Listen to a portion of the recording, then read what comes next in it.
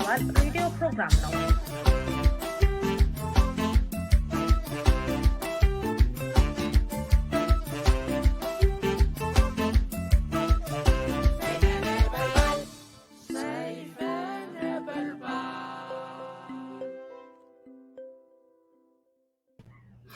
ኮቪድ ስላለም ምርጫም ማካሄድ አንችልም ዓለም አቀፍ የጤና አካል እኛም ሌላው ምርጫ ማካሄድ እንደማይቻል እየገለጹልን ስለሚገኙ ኢትዮጵያ ምርጫውን አራዝማለች ብለው ወትውተው ያስወተወቱት ያስጨበጨቡት ዶክተር አብይ እጥፍ ብለው ትግራይ ምርጫ ካካሄደች በኋላ የጤና ጥበቃ ፓርላማ ቀርባ ምርጫ ማካሄድ ትችላላችሁ ስትል ተናግራለች።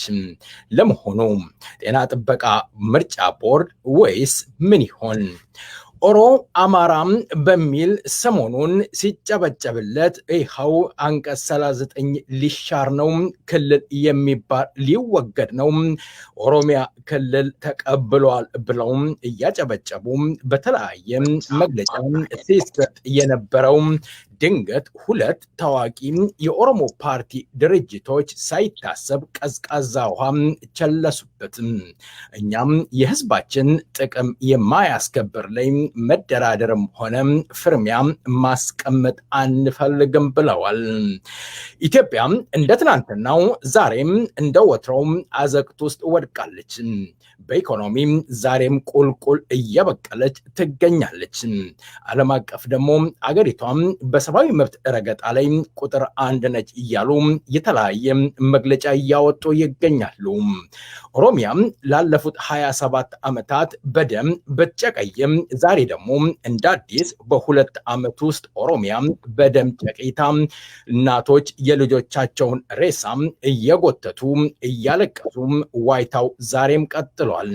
የብልጽግና ፓርቲ አመራሮች ደግሞ እኛም ጠብቁን ከ1 ዓመት ከ2 ዓመት በኋላ ሀገር ደርሶም በማያውቅበት ላይ እድገት ወደፊት እንመነጠቃለን እያሉ ይገኛሉ። ሰላም ጤና ይስጥልኝ የተከበራችሁ አድማጮችና ተመልካቾቻችን፣ እንደምሰነበታችሁ እንደምከረማችሁ። በዚህና በተለያዩ ጉዳዮች ላይ እንወያያለን። እንግዳ ጋብዣለሁ። እንግዳዬም አቶ ኦልባና ሌሊሳ ይሆናሉ። ጤና ይስጥልኝ አቶ ኦልባና፣ እንኳን ደህና መጡ። ጥሪያችንን አክብረው ስለተገኙ በሰይፈ ነበልባል ራዲዮ ዝግጅት ክፍልና እንዲሁም በአድማጮች ስም ከልብ አመሰግናለሁ። የስራ ድርሻዎትን እስኪ ለአድማጮችና ለተመልካቾቻችን ይግለጹልን። ጤና ይስጥልኝ የሰይፈን ሬዲዮ አዘጋጅ፣ እኔም ይሄ ድል ስለሰጣችሁኝ አመሰግናለሁ። እኔ አሁን ድርጅት ውስጥ አደረጃጀት ክፍል ነው የሚሰራው። ከዚህም በፊት እስር ቤት ነበርኩኝ በእንትን ጊዜ። አሁን የኦፊኮ ጽህፈት ቤት ዋና ጽህፈት ቤት ውስጥ ነው በድርጅት ጉዳይ አባልነት የሚሰራው። መልካም አቶ ኦልባና፣ የኦሮሞ ኮንግረስ እንግዲህ ለረጅም ዓመታት እዛ ውስጥ ሆኖ ኦኮ በሚለው ሲታገሉ ለኦሮሞ ህዝብ ነበረ። እንዲሁም የኦሮሚያ ወይም ጨፌ ኦሮሚያ በሚባለው ላይ ተወዳድረው አሸንፈው ስመጥሩ ፖለቲከኛም እንደነበሩ ይታወቃል። በጨፌ ኦሮሚያ ውስጥ ስሞት ጎልቶ ይነሳ ነበረ። መልካም እንግዲህ መልካም ውይይት እንደሚኖረን ተስፋ አደርጋለሁ። አቶ ኦልባና፣ እንግዲህ ሰሞነኛ መነጋገሪያ እየሆነ ለ2 ዓመት እየቀጠለው በተለይ በአሁኑ ወቅት በኢትዮጵያ ውስጥ ያለው የኢኮኖሚ ድቀት እንዲሁም የሰብአዊ መብት ጥሰት አገሪቷን ወዳልተፈለገ ጎዳና እያስኬዳት ነው የሚሉ ብዙዎች ናቸው። ስንመለከት በተለይ በኢትዮጵያ ማንም ሰው በአደባባይ ላይ ይዘረፋል፣ ይገደላል፣ ይደበደባል። ይህ ደግሞ የሚሆነው መከላከያ በሚባለው ሰራዊት እንዲሁም በህዝቦች መካከል የተለያየ ነገሮች ግጭት እየተነሱ ስለሚገኙ ኢትዮጵያ እየፈረሰች ትገኛለች የሚሉ አሉ። የብልጽግና አመራሮች ደግሞ ከ2 ዓመት ወይም ከ3 ዓመት በኋላ በጣም እንበለጽጋለን እናድጋለን ይላሉ። ምን ይሉኛል? እውነት ነው? ኢትዮጵያ በአሁኑ ወቅት ቁልቁል እየሄደች ይሆን? ምን ይላሉ አቶ ኦልባና?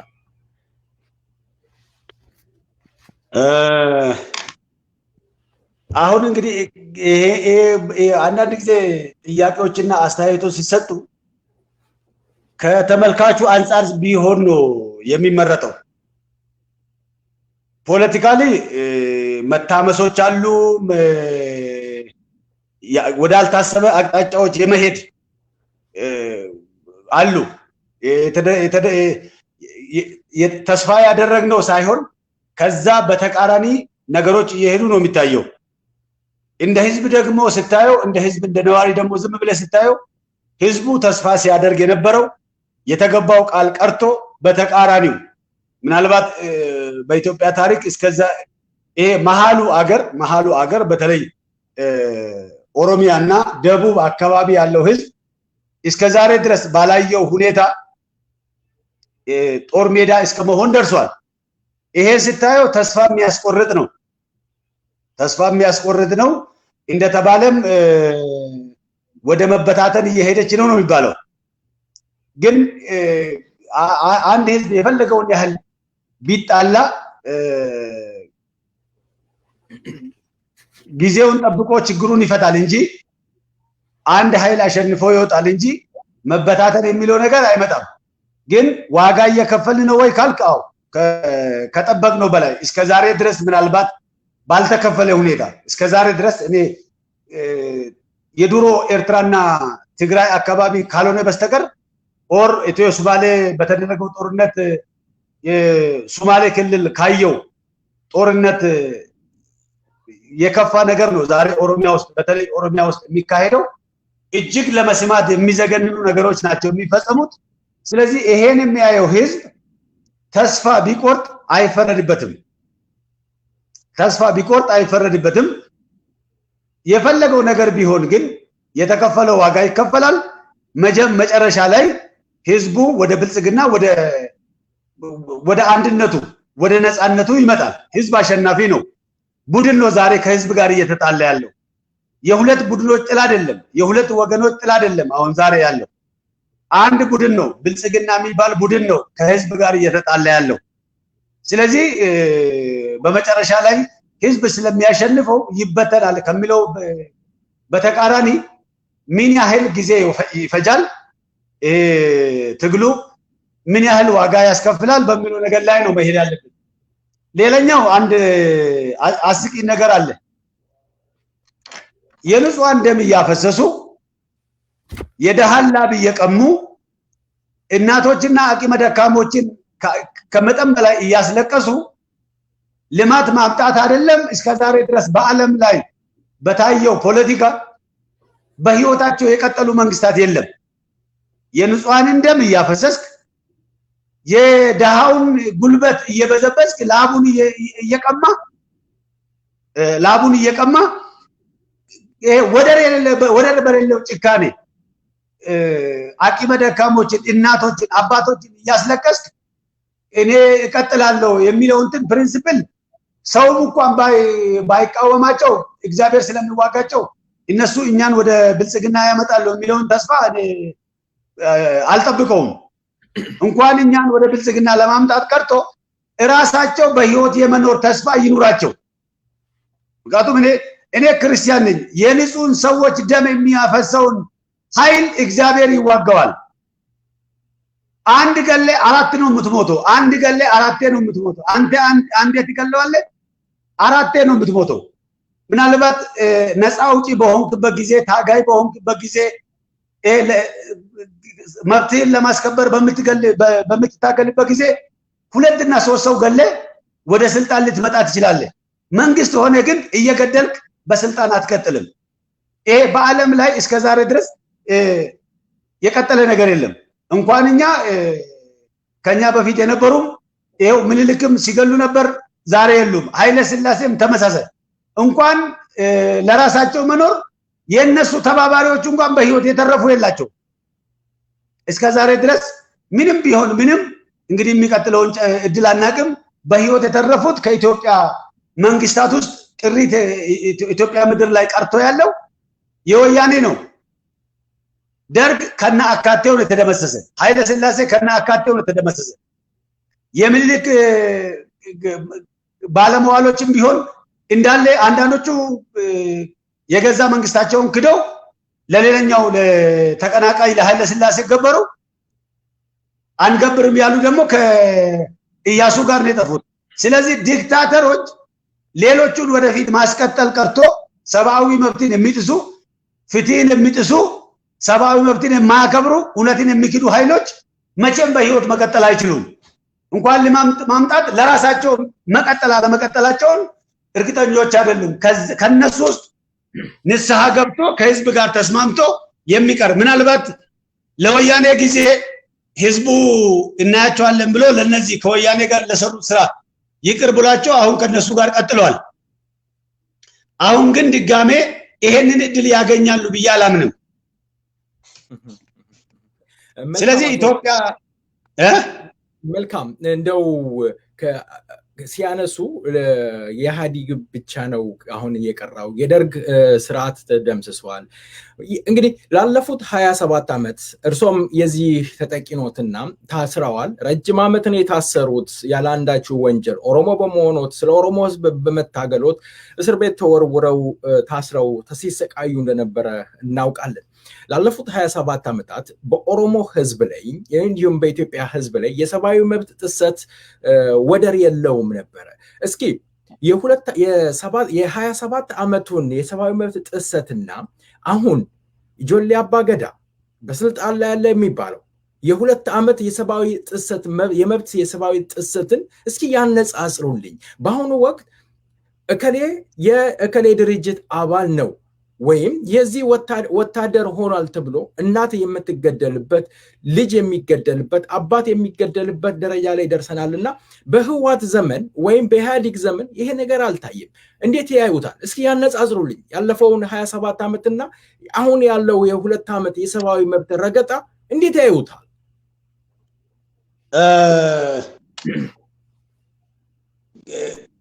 ጭቆና ይሄ ዲክታተር የሆኑ መሪዎች ሲጀምሩና ሲጨርሱ አንድ አይደለም።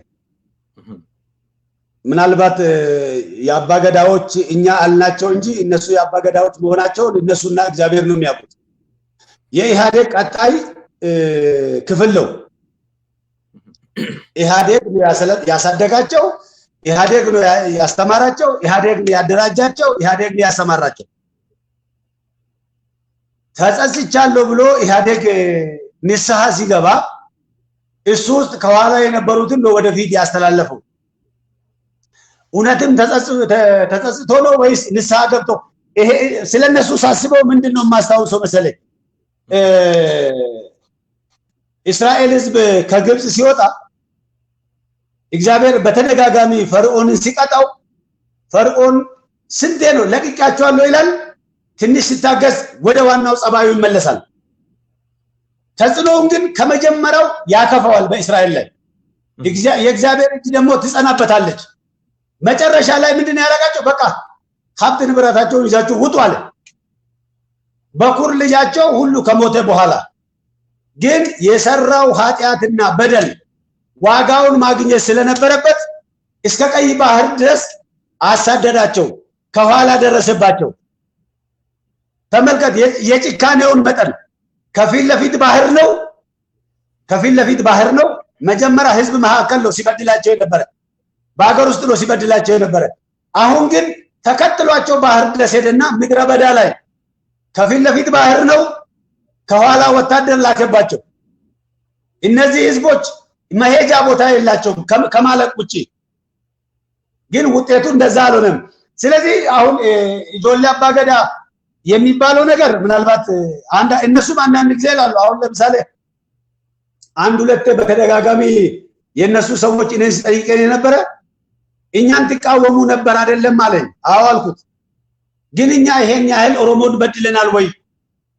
ኦሮሞን የበደሉትን ያህል ኦሮሞን በድለናል ወይ ሲለኝ ኖርማሊ ጨቋኞችን አታማርጣቸውም። ኤከሌ ከኤከሌ ይሻላል ብለህ አታማርጥም። ወንጀል ነው። ዋናው ያንተ ድርጊት ሳይሆን የሚታየው ያንተ ሞቲቬሽን ነው። እነዛም ኦሮሞን ለመግዛት ነው ሲበድሉ የነበረ። ወቅቱ ስላልፈቀደላቸው እነዚህ የወሰዱትን እርምጃ አልወሰዱም። እነዚህም ኦሮሞን ለመግዛት ነው፣ ኦሮሞን ለማጥፋት ነው፣ ለመበደል ነው የሚያደርጉት ተመሳሳይ ነው። ወደ ድርጊቱ ወደ ተግባሩ ስትመጣ ግን ምናልባት እኔ እስከዛሬ ድረስም በዓለም ላይ ታይቷል ብዬ አንዳንዱ የማትገምተው ነገር ነው።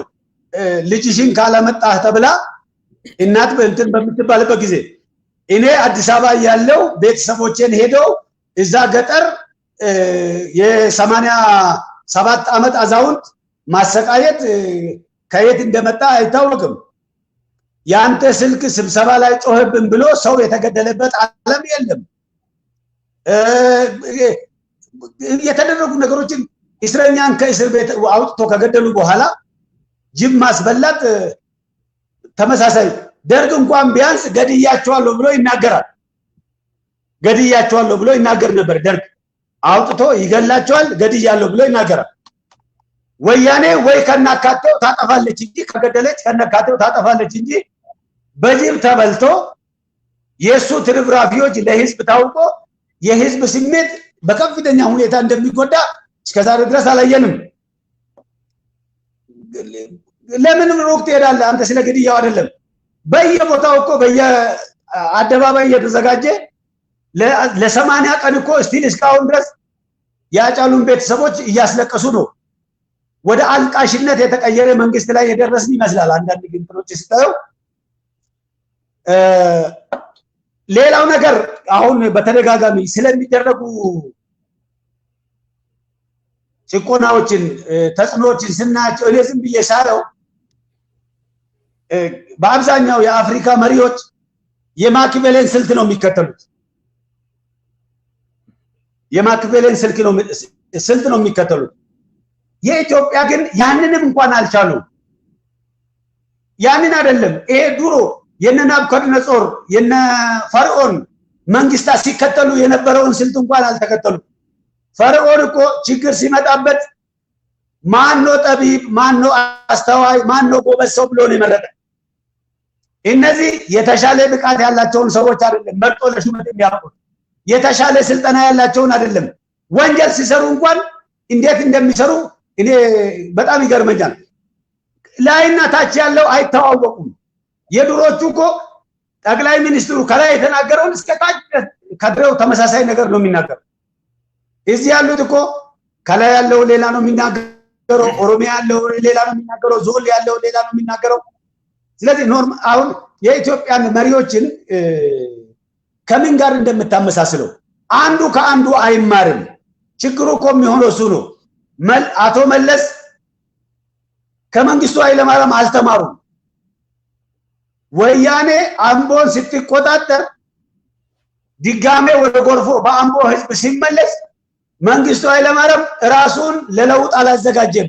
እንደመስሳለን፣ ወያኔ ወደ መጣችበት ቦታ እንመልሳለን ብሎ ሲፎክር ነበር።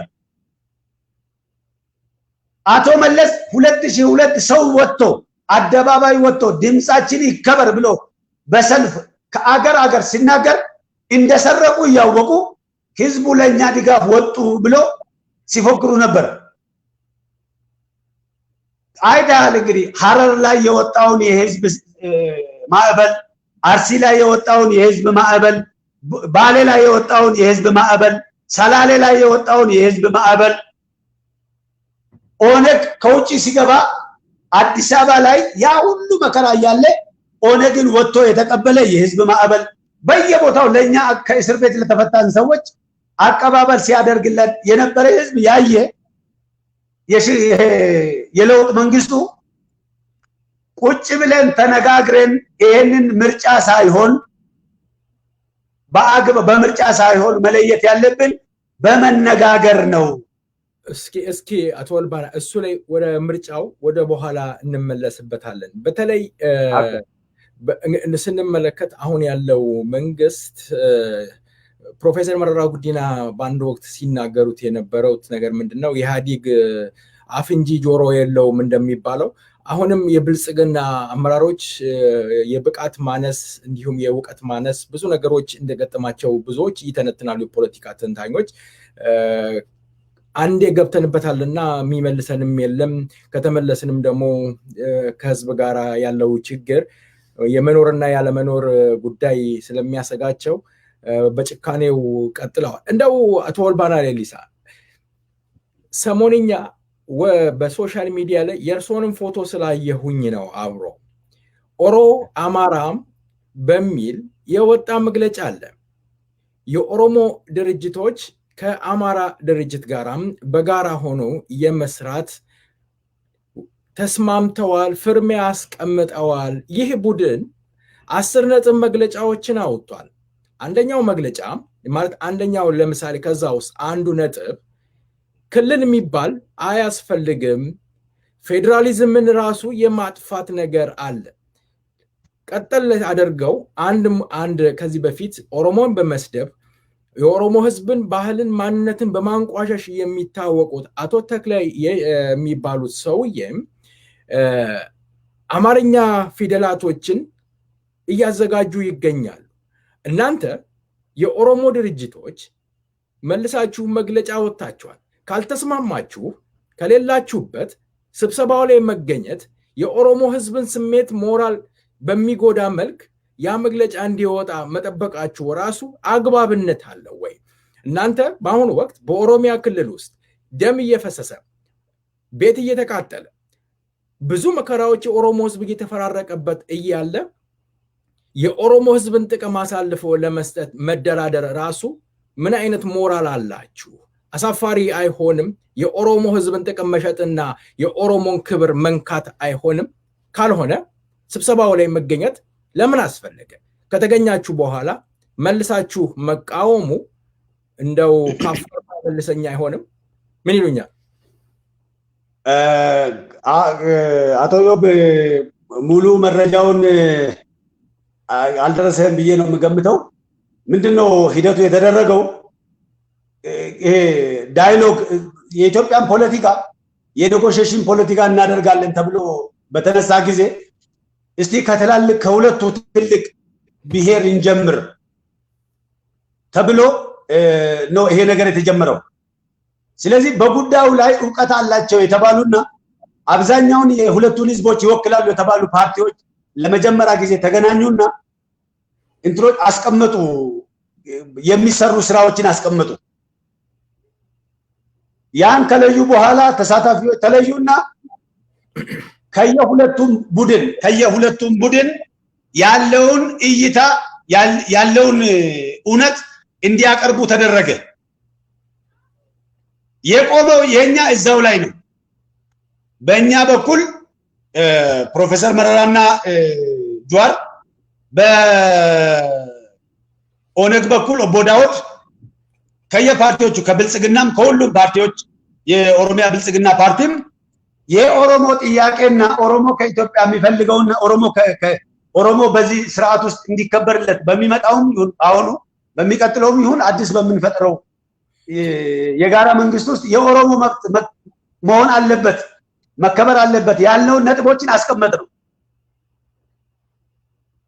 እነሱም የራሳቸውን አቀረቡ፣ እኛም የራሳችን አቀረብነው። ሁለቱ ሲያቀርቡ እጅግ የተራራቁ ስለሆነ እኛ እዛው ነው ያቆምነው። ወደ መግለጫ ማውጣት ወደ ሌላ ነገር አልቀረብንም። አሁን ምንድነው የተደረገው? የቀረበውን ነገር አስቀመጡና የራሳቸው የሚፈልጉትን ነገር አዘጋጅተው አምጥተው እንድንፈራረም ጠየቁ። አይ መሐንዲሱ ሌላ ነው፣ እኛ እዚህ እንነጋገራለን፣ መሐንዲስ ሌላ ነው። ስለዚህ እንደዚህ አይነት ጨዋታ ውስጥ አንገባም። ሊከበርለት የሚገባው የህዝባችንን ጥያቄ አቅርበናል። ለጥያቄው መልስ አሳማኝ ነጥብ ካልመጣ እኛ ተነጋግረን ተስማምተን በጋራ ለህዝብ ካላቀረብን በስተቀር ያቀረብነው ተቀርቶ ሌላ አጀንዳ ተቀርቶ ሲመጣ አንቀጥልም ተብሎ እዛው የቆመ ወደ ጋራ አጀንዳ መውጣት ውስጥ አልገባንም። ይሄ አሁን የተዘጋጀውን ፎርም ምናምን ውስጥ አልገባንም። የተሰራው ምንድነው? ሁሉም ፓርቲዎች ለምሳሌ ኦፊኮ አለ፣ ኦኔግ አለ፣ ብልጽግና አለ፣ እርግጠኛ የጀነራል ከማል ገልቹ ፓርቲም ያቀረበ ይመስለኛል። እና የኦሮሞን ይወክላሉ የተባሉ አንኳር የሆኑ ፓርቲዎች ተገኙና ሊሆን ይገባል ያሉትን በእኛ በኩል በእኛ ዕውቀትና በእኛ እምነት የኦሮሞ መብት የተባለውን አቀረብን። ከዛ ውጪ የተደረገ ነገር የለም። ኦሮሞ የሚፈልገው ይሄንን ነው አለው፣ አማራ የሚፈልገው ይሄንን ነው አለው። እንዴት ይሄን ሁለቱን አገናኝተን ኢትዮጵያን እንገነባለን፣ ዲሞክራሲን በዚህ ሀገር ውስጥ እንፈጠራለን የሚለው ንግግር ውስጥ ሳይገባ በመሃል ተቋረጠና መጨረሻ ላይ አሁን የተባለውን እንትን ወጣ እንጂ ስብሰባ ላይ የተገኘ ነው የኛን አቋም ለመግለጽ ነው። የነሱን አቋም ሰምተናል፣ የኛን አቋም አቅርበናል። ምንድን ነበር ግን ወደ መቀራረብ አልመጣንም። አቶ ወልባና በወቅቱ የነበረው ለምሳሌ እነሱ ያወጡት ይዘው የመጡት አቋም ምንድን ነበረ? እናንተ ስለ ያቀረባችሁት በዚህ ላይ መደራደር እንችላለን ብላችሁ ያቀረባችሁት ምን ነበር? ምንድነው ነጥቡ? እነሱ ይዘው ወደ እናንተ የመጡት እናንተ ያልተስማማችሁበት ነጥብ ምንድነው? እስኪ አንድ ሁለቱን ይግለጹልን ለተመልካች። ያ በጣም ሰፊ ነው። አሁን ሶስት ነው በሁለት ቦታ ይኸው ለምሳሌ እኛ የኦሮሞ ነጻነትና ታባኦ ተመሳሳይ አቋም ነው። ኖርማሊ በዚህኛው የምናካሄደው እስካሁን በፖለቲካችን የምናካሄደው ነው ተጨምቆ የቀረበው። ፌዴራሊዝሙ እውነተኛ መሆን አለበት። ኦሮምኛ ብሔራዊ ቋንቋም ከብሔራዊ ቋንቋ አንዱ መሆን አለበት። በእንትን የምናነሳቸው ናቸው። ሁሉም ለምሳሌ ኦነግም ቢሆን የኦሮሞ ሕዝብ የራስን እድል በራስ የመወሰን መብት መጠበቅ አለበት። ህገ መንግስቱ ይሄ ህገ መንግስት ከመሰረቱ ስህተት የለበትም። ሊሻሻሉ የሚገቡ ነገሮች አሉ እንጂ መለወጥ የለበትም። እነሱ ደግሞ ዋናው እንትናቸው ይሄ ፌዴራሊዝም መፍረስ አለበት ነው። ኖርማሊ እሱንም ወደ እንትን አልገባንም። ለምሳሌ ኤኒሃው እዛው ላይ ቆም ነው። አሁን ነገሩን እያንዳንዱን በነጥብ ለማስቀመጥ ጊዜ ስለሚወጪው ኖርማሊ የሁለቱ ፓርቲዎች የሁለቱ ቡድኖች አቀራረብ በተለይ በእኛና በኦነግ በፓፓው በኩል የቀረበው እስካሁን ድረስ ሲነሱ የነበሩ የኦሮሞ መብቶች መከበር አለባቸው። እንደ ስፋቱ እንደ ቁመቱ ኦሮሞ ኢትዮጵያ መንግስት ውስጥ ተሳትፎ ቦታ ሊሰጠው ይገባል። ባህሉ፣ ታሪኩ፣ ኢኮኖሚካል ተጠቃሚነቱ ኖርማሊ አዲስ ነገር ያቀረብነው ነገር የለም። ስለዚህ አሁን እያሉኝ ያሉት አቶ ወልባና እኛ መጀመሪያውኑ እነሱ ይዘው በመጡ ስላልተስማማን እዛ ጋር እንደ ድርጅቶ አቁመናል። የኦሮሞ ነጻነት ግንባርም ያወጣው መግለጫ አለ። በፊት ለአንድ ዓመት ለተወሰነ ጊዜ አብረን ስንሰራ ነበረ። ግን ሁኔታው ከአጫሉ ግድያ በኋላ እንደተፈለገ መሄድ ስላልቻለ ተገተናል፣ ራሳችንን አቁመናል የሚል ነገር አለ። እናንተም ያወጣችሁት መግለጫ አለ። እሺ ቀጥሉ። ይኸውልህ እንትኑ እኮ ወደ መግባባት አለንም። ሁለት ደረጃዎች ነው የተሰሩ።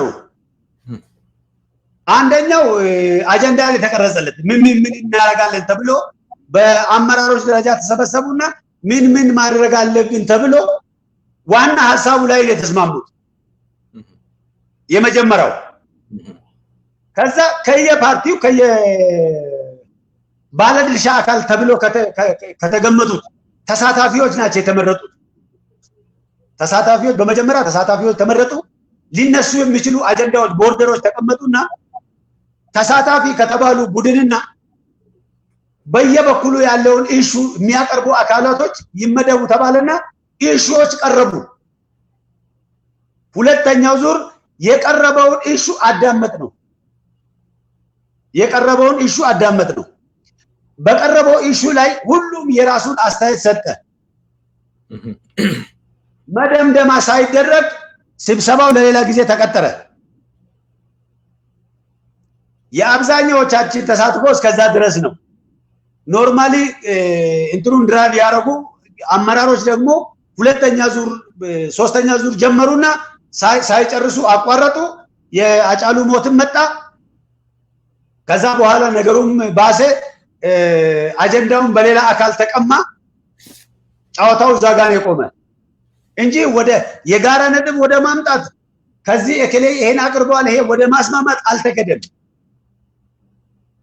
ስለዚህ አሁን እየተደረገ ያለው የፖለቲካ መንግስት እንደሚፈልገው የሚዘውራቸው አመራሮች ቀርበው በእናንተ ስም እየተነገደ ነው ማለት ነው፣ በኦሮሞ ነጻነት ግንባርና በእናንተ ኦኮ። አዎ የኛ ማንም ሰው እዛ ውስጥ የለም።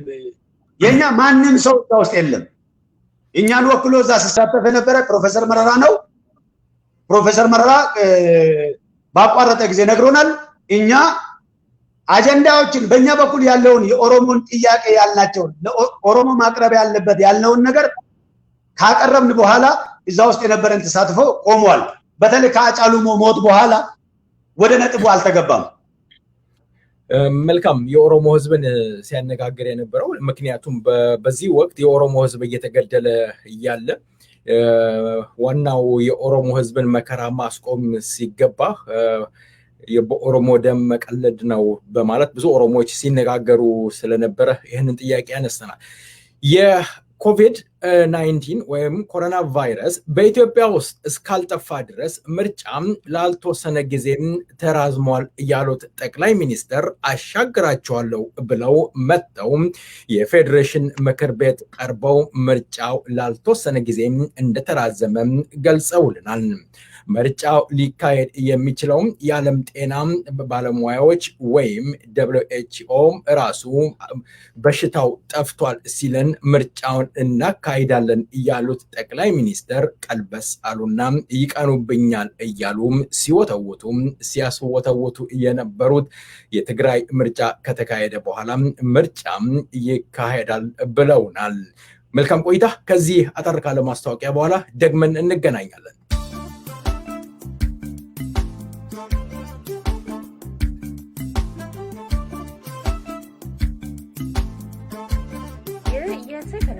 ሬዲዮ ፕሮግራም ነው።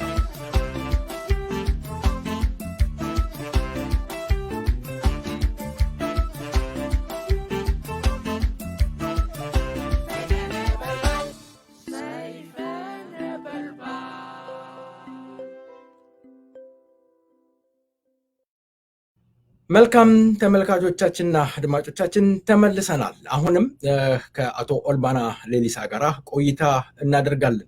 አቶ ኦልባና እንግዲህ የኢትዮጵያ መንግስት በተለይ ይሄ በሽታ ይሄ ቫይረስ ኮሮና ቫይረስ እስካልጠፋ ድረስ ምርጫ ማካሄድ አንችልም እየተባለ ሲገልጹ ሰንብተው መለስ ብለውም የትግራይ ክልል መንግስት ምርጫ ሲያካሄድ አሁን ፓርላማው ምርጫ እንዲያካሂድ ወስኗልና ምርጫ በአስቸኳይ አሁን ማድረግ አለብን እያሉ ይገኛሉ። መስከረም 30 ሲሞላ አሁን ያለው መንግስት ህጋዊ አይደለም። ህጋዊ ያልሆነ መንግስት ምርጫ ማካሄድ ይችላል? ለምንስ በአሁኑ ወቅት መጣደፍ አስፈለገ? ምናልባት ህጋዊ ያልሆነ መንግስት ህጋዊ አይደለም እየተባለም ከመስከረም 30 በኋላ እንታያያለን የሚባለው ነገር ዛቻ ስለመጣ ምናልባት አሻግራቸዋለሁ ብሎ የመጣው ጠቅላይ ሚኒስትር ስልጣን ላይ የመሰንበት አባዜ ተጸናውቷቸው ይሆን? ምርጫ በኦሮሚያ ክልል ውስጥ የተለያየ ቦታ ኮማንድ ፖስት እያለ ምርጫ ማካሄድ ይቻላል? የእርሶ ድርጅት በዚህ ምርጫ ይሳተፋል ነው ወይስ አቅጣጫ ማስቀየር ላይ ይሆን መንግስት ያለው? ምን ይሉኛል? እንግዲህ ጥያቄ በርከት ያለ ነው። በአንድ ጊዜ ጠየቅን። ምናልባት ከዘለልኩኝ እያስታወስከኝ እመልሳለሁ። ምናልባት አንዳንድ ነገሮች አንዴ ከተሳሳቱ በዛው የሚቀጥሉ አሉ። እኔ እንድስተካከል የሚፈልገው 3 ነገሮች አሉ። እኔ እስር ቤት ነበርኩኝ። በኮንታክት ፐርሰን እኔን መጥቶ እዛ በሚያናግሩኝ ሰዎች ሲሰማና እኔም እዛ ሆኜ የተስማማውበት ጠቅላይ ሚኒስትሩ አይደለም አሻግራቸዋለሁ ብሎ የመጡት የነበረውን ስርዓት ሳይመረጥ ተመርጫለሁ ብሎ ወደ ስልጣን የመጣውን አልተመረጥክም ልትገዛን አትችልም ብለን ከስልጣን አው አጥፍቻለሁ ይታረማለሁ ብሎ እሱ ንስሐ ከገባ በኋላ ከነሱ ውስጥ አብረን መስራት እንችላለን ብለን የገመትነው ሰዎች በህገ መንግስቱ ሳይሆን በእኛ ስምምነት ነው ወደ ስልጣን እንዲመጡ ያደረግናቸው። ስለዚህ የሽግግር መንግስቱ ህጋዊነት ከኛ ጋር የነበራቸውን ውል ሲያቋርጡ ነው የሚቋረጠው ህጋዊነቱ የሚያበቃው። ዛሬ አይደለም የተባልነው ለሚቀጥለው ሁላችንንም የሚያሳትፍ ምርጫ እስኪያዘጋጁ ድረስ እንዲመሩ ነው እዛ የተቀመጡት። በተመረጡት ምርጫ አይደለም 2007 በተመረጡት የህዝብ ድምጽ አይደለም በስልጣን እንዲቆዩ የተደረገው። ምርጫው የተጭበረበረ ነው፣ አልወከልኩም አትገዛኝም ብሎ ህዝብ አምጾ ያንን በምርጫ ወደ ስልጣን መጥቻለሁ የሚለውን አካል ከስልጣን አውርደዋል። ህዝቡ ግን ትግሉን የመራ ተቃውሞውን የመሩ ፓርቲዎች ተሰበሰቡና ማን ቢያስቀጥል ይሻላል? ምክንያቱም በትግሉ ላይ የተሳተፉት ብዙ አካላቶች ናቸው። ስለዚህ የውጭና የውስጥ ተብሎ ሲከፋፈሉ እዛው መንግስቱ ውስጥ ሆኖ ትግሉን ሲረዱ የነበሩ ሰዎች ንስሐ ከገቡ ይቀጥሉ ተብሎ ነው ወደ እንትን የገባው። ስለዚህ ከዚህ ጋር ህጋዊነት ስታመጣ ህጋዊ ማለት እኮ ሁለት ሰዎች የተስማሙበት ነው። ሁለትና ከዛ በላይ ሰዎች የተስማሙበት ነው። ይሄ ህገ መንግስት እኮ የኢትዮጵያ ህዝብ ነው ተስማምቷል ተብሎ የተሳተፈም አለ ያልተሳተፈም አለ፣ የሚቀበለውም አለ የማይቀበለውም አለ። የሚቀበሉ አካላቶች የኔ ህግ ነው ብሎ እኔ ተስማምቼበታለሁ ብሎ ያስቀምጡት። እኛ እስከ ግንቦቱ ምርጫ ድረስ እንድታስቀጥለን ተብሎ ነው ከኢህአዴግ ለወጡ ሰዎች፣ ለኢህአዴግ ሳይሆን ከኢህአዴግ ለወጡ ሰዎች ኃላፊነት የተሰጠው። በግራም ይሁን በቀኝ የፈለገው ምክንያት ይሁን በጊዜ ኃላፊነታቸውን ሊወጡ አልቻሉም። ስለዚህ ያላቸውን አማራጭ ያላቸውን ጊዜ ይጨርሱ ተብሎ ተሰጠ። ጊዜያቸው እንደሚባለው ያልቃል መስከረም 30 ኦር በውላችን መሰረት 25። ከዛ በኋላ ምን ይሆናል? አሁንም ወደ ምርጫ ከመግባታችን በፊት ቁጭ ብለን መነጋገር አለብን። የተሻለ ነገር ለማምጣት ከፈለግ ወደ ምርጫ ይገባ ከተባለ መንግስት ሁለት ነገር ይዞ ወደ ምርጫ መግባት የለበትም። አንደኛ ዋና የትግል መሪዎችን አስሯቸው ዋናውን አስሮ ከማን ጋር ነው ወደ ውድድር የሚገባ? ሁለተኛ እሱ ብረት ታጥቆ ባዶ እጅ ያለውን እንዴት ከኔ ጋር ተወዳደር ብሎ ይጠይቃል። ይሄ የሞራል ጉዳይ ነው። ኖርማሊ የትም ቦታ ያሉ ሰዎች ምናልባት የሚታደጉበት የመጨረሻ እድላቸው የሚሆነው ይሄንን ነው የሚለዩበት። ተወዳዳሪ ተብሎ ሲመሩ የነበረ እነሱንም ለስልጣን ያበቋቸው እነሱንም ነፃ ያወጣቸውን ሰዎች እስር ቤት አስቀምጠው እነሱ ካደራጇቸው አካል ጋር ወደ ውድድር ይገባለሁ ብሎ የመጠየቅ የመጀመሪያው የሞራል ጉዳይ ነው። ሁለተኛ በየቦታው ወታደር አሰማርተው ና ከኔ ጋር ተወዳደር ብሎ ጥያቄ ሲያቀርብ ይሄም ሌላ ጉዳይ ነው።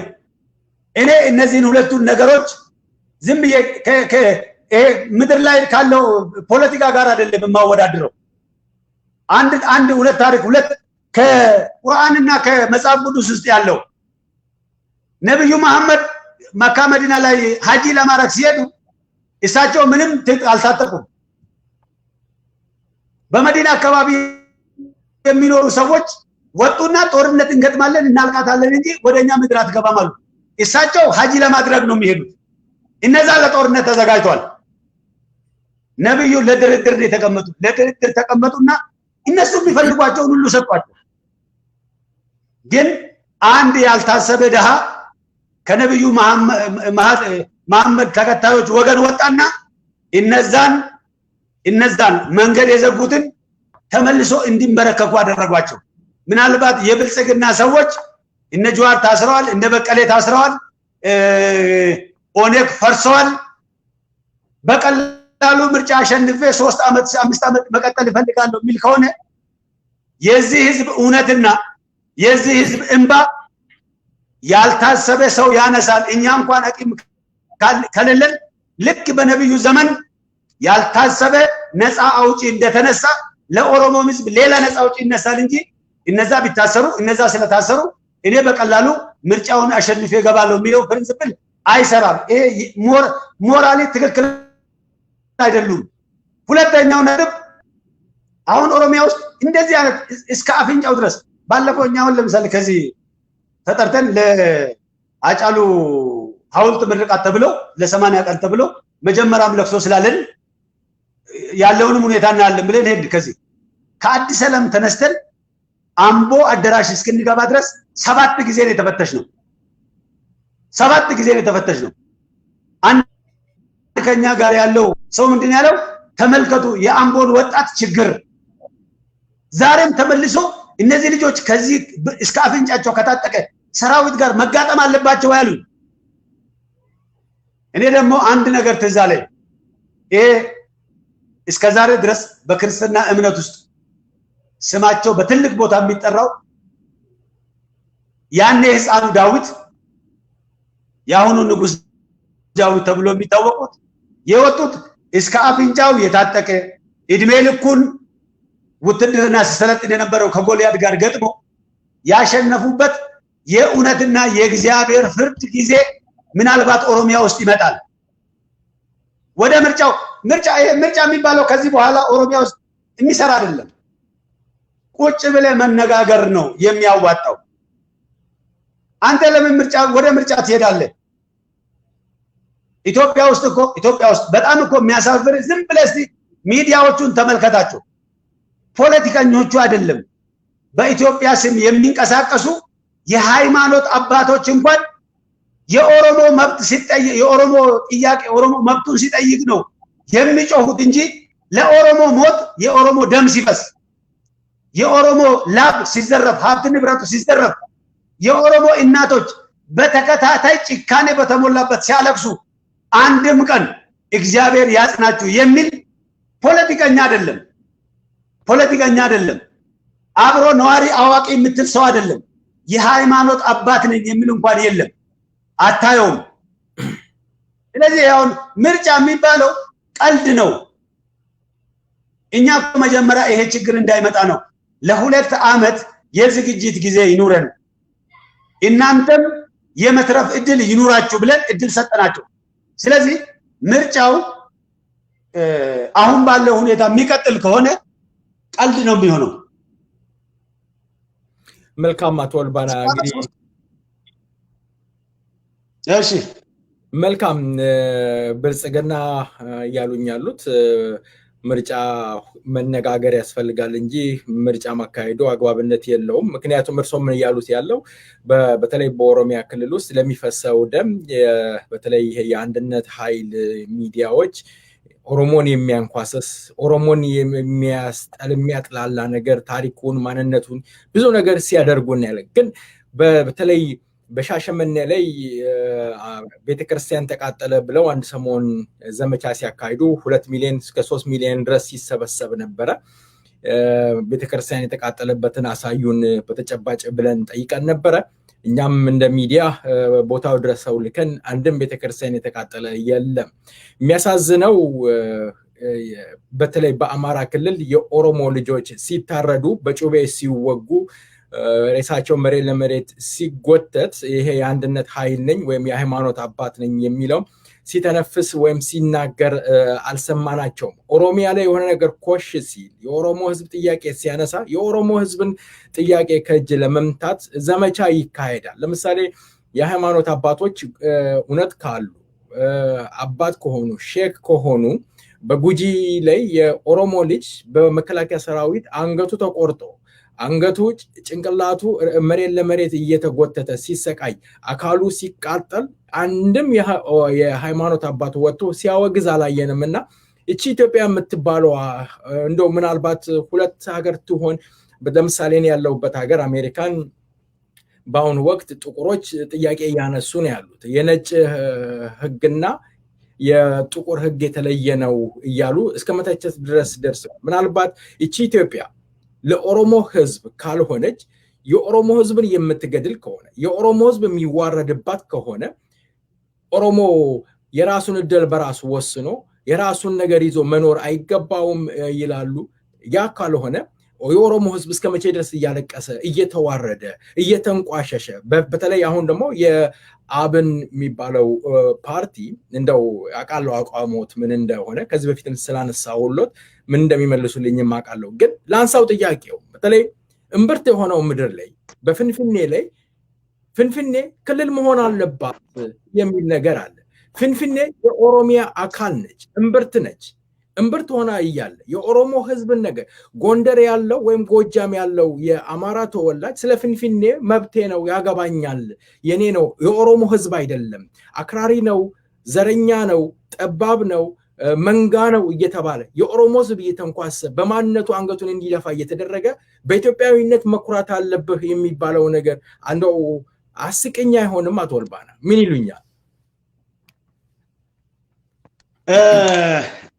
ከላይ ልጀምርልህ አሁን ኢትዮጵያ ውስጥ ዝርፊያ ካልሆነ በስተቀር ምርጫ የሚባል ነገር መሄድ አይችልም መጀመሪያ ኖርማሊ በነፃ ህሊና እንደ አንድ ፖለቲከኛ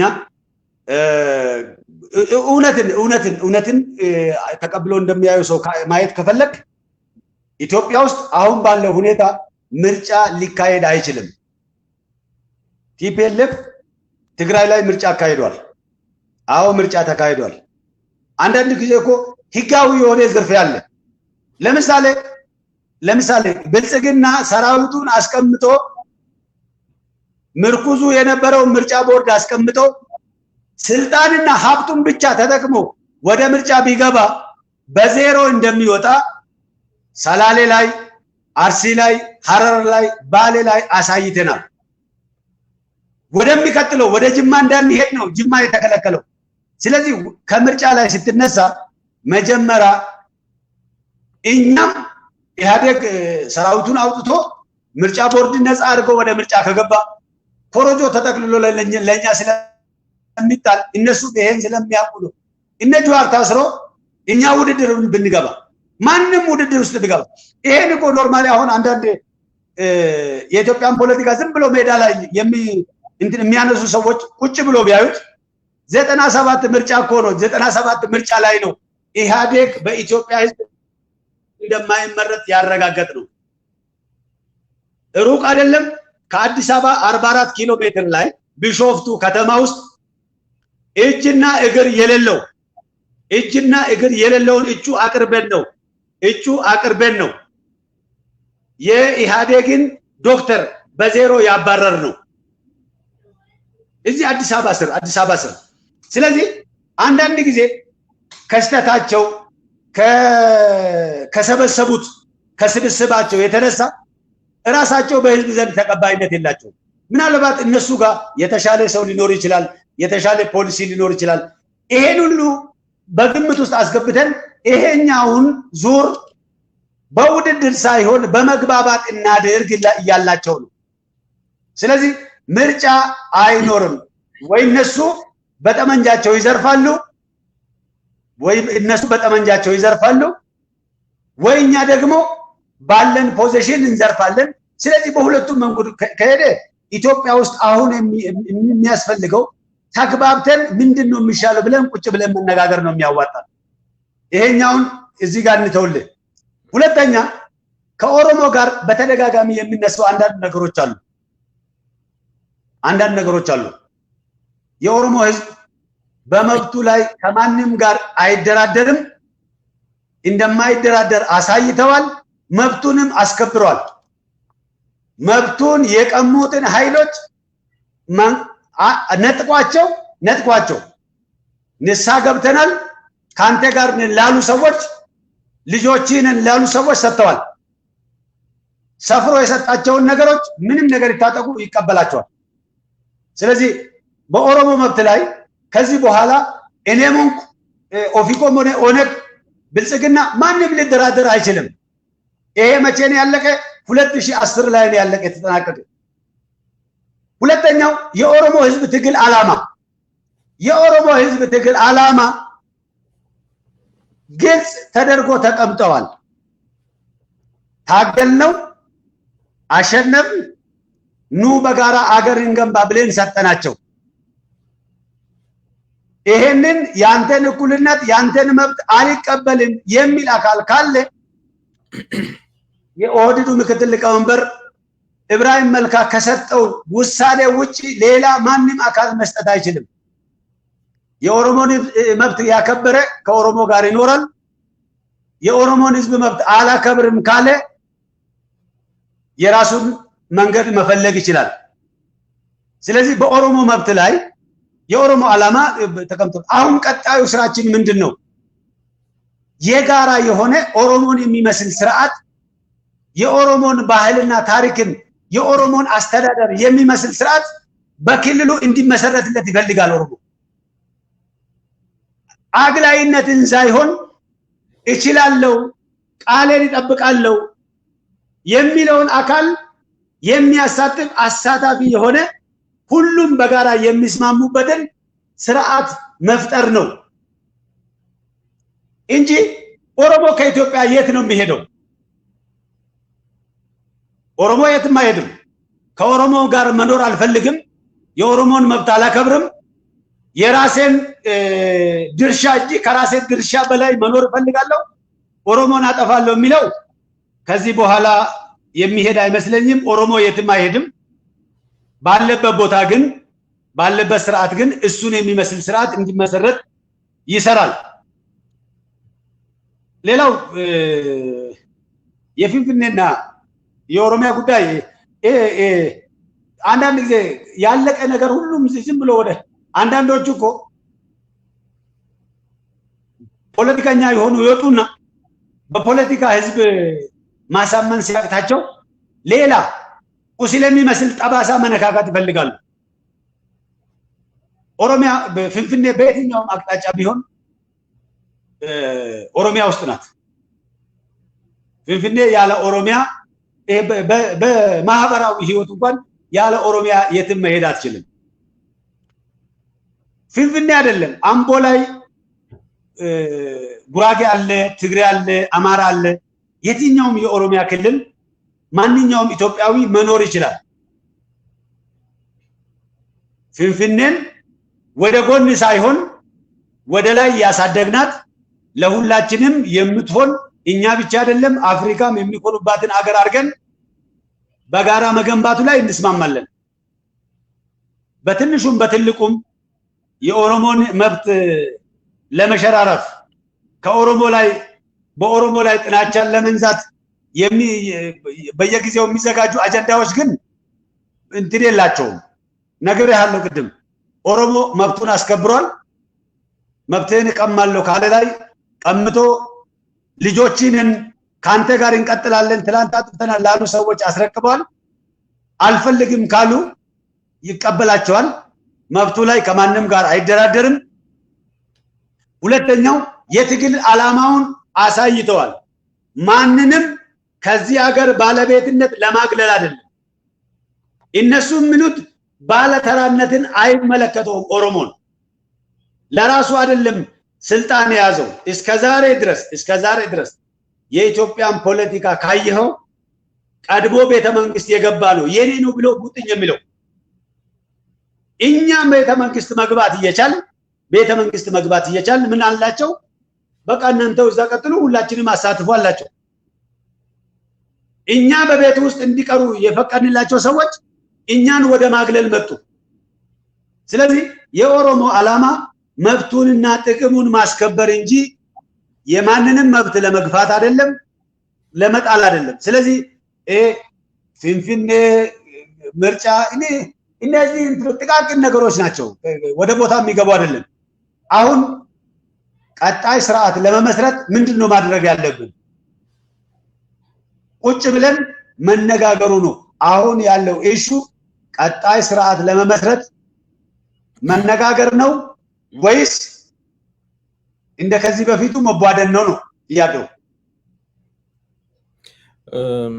መልካም አቶ ወልባና እንግዲህ እስኪ እንደው በተለይ ቀደምም አንስቻለሁኝ ይሄ የኦሮሞ ህዝብ ጥያቄ ሲነሳ የሚያንኳስሱ ነገር አለ እነማሞ መዘምር ለጀነራል ታደሰ ብሩ የሞቱበትም ለኦሮሞና ስለ ኦሮሞ ምድር ሞልቶ ተርፎ ለስልጣንም ቢሆን ጀነራል ታደሰ ብሩ ጀነራል ናቸው ትልቅ ቦታ ያላቸው ናቸው ማሞ መዘምርም ቢሆኑ የተሰቀሉበት ስለ ኦሮሞና ለኦሮሞ ምድር ነው በአሁኑ ወቅት ግን ኦሮሞ የሚባለውን ነገር ጭራሽ የማጥፋት ስለ ኦሮሞ መስማት መነሳትም እንዲነሳም የሚፈልጉት የትናንትናውን ስርዓት ለምሳሌ የጠቅላይ ሚኒስትሩ የተናገሩት ነገር አለ ሰቦኑማ ኦሮሞን አሳነሰው የሚል ነገር አንስተዋል ሰቦኑማ ደግሞ የኦሮሞ ህዝብን የበለጠ በራሱ እንዲኮራ ያደረገ ነው በሌላ አንፃርም ጠቅላይ ሚኒስትሩ ሰድበው ሲያሰድቡ እንደነበረ እናያለን ያንን ተከትሎ ደግሞ የተለያየ ይሄ የአሃዳዊ ስርዓት ናፋቂዎች በኦሮሞ ህዝብ ላይ ሲዘምቱ እናያለን ገንጣይ ነው አስገንጣይ ነው ኦሮሞነቱ ዛሬ ኦሮምኛ እንኳን እንዳይናገር የሚሸማቀቅበት ደረጃ ደርሷልና እንደ ድርጅት የርሶ ድርጅት ይሄን ነገር እንዴት ነው ሊዋጋ የሚችለው የኦሮሞ ህዝብ አልፈልግም ካለ የሚያስገድደው አካል አለ ወይ ለምሳሌ በአሁን በተለይ በውጪ የተለያየ ነገር እየተደረገ ነው ያለው እንደው አንድ አስቂኝ የሆነ ነገር ሰሞንኛ የሃዳዊ ስርዓት ናፋቂ በሚዲያ ላይ ወጥተው ሲናገሩ ነበር እርሶ ያሉበት ሀገር ላይ እነዚህ ኢትዮጵያን የሚያንኳሱ ኢትዮጵያን እንትን የሚሉ ይወድማሉ ይጠፋሉ አይሮፕላን ላይ እንኳን ቢሳፈሩ ይቃጠላሉ ወደ ዘርማንዘራቸው ወደ ኢትዮጵያ አይመለስም እስከማለት ድረስ እንዲህ አይነት ድረስ ትንክት ድረስ ተደርሷልና ኦሮሞነት ኃጢያት በሆነበት ሰዓት ላይ ኦሮሞነት እንዳይጎላ በኦሮሞነቱ እንዳይኮራ ፍንፍኔ ላይ ዛሬ ኦሮሞ ነኝ ብሎ ቤት ተከራይቶ ያለ እየወጣ ነው ያለው እያስለቀቁት ነው ያሉት እርሶ ደግሞ እያሉኝ ያሉት ይሄ ተራ ነገር ነው ፍንፍኔ ስለ ፍንፍኔ ማንሳት ነው ያሉት ፍንፍኔ ኦሮሞነትን ካልገለጸች ኦሮሞነቱን የሚያይበት ከሌለው በፍንፍኔ ውስጥ ኦሮሞ ነኝ ብሎ አንድ ኦሮሞ አንገቱን ቀና አድርጎ እንዳይሄድ እየተደረገ እያለ አቶ ወልባና እንዴት ነው ይሄ የፍንፍኔ ጉዳይ ተራ ነገር ሊሆን የሚችለው ድርጅቶት በፍንፍኔ ጉዳይ ላይ ትኩረት ሰጥቶ አይሰራም ማለት ነው ምን ይሉኛል ኢዮብ እኔ እኮ ተራ ነገር ነው ያልኩ አልቋል ይሄ አሁን አንተ የምታነሳቸው ነገሮች አልቋል የኦሮሞን መብት ከዚህ በኋላ መቀማት የሚችል ኃይል የለም ነው ያልኩ ያለ እንጂ ያ ይሄ የሚነሱ ነገሮች ከባድ አይደላችሁም አይደለም ኖርማሊ ነገሮችን በተለያየ አንግል ነው የምታየው ቢያንስ እናቶቻችን እንኳን ድስት ሲጥዱ ወይ ምጣድ ሲጥዱ ሶስት ጉልቻ ነው የሚያስፈልጋቸው እንደ ህዝብ ዝም ብለህ ስታየው አሁን ሰዎቹ ያነሳቸው ሰዎች የሚያነሱት ነገር የውስጣቸውን ነው የሚያሳየው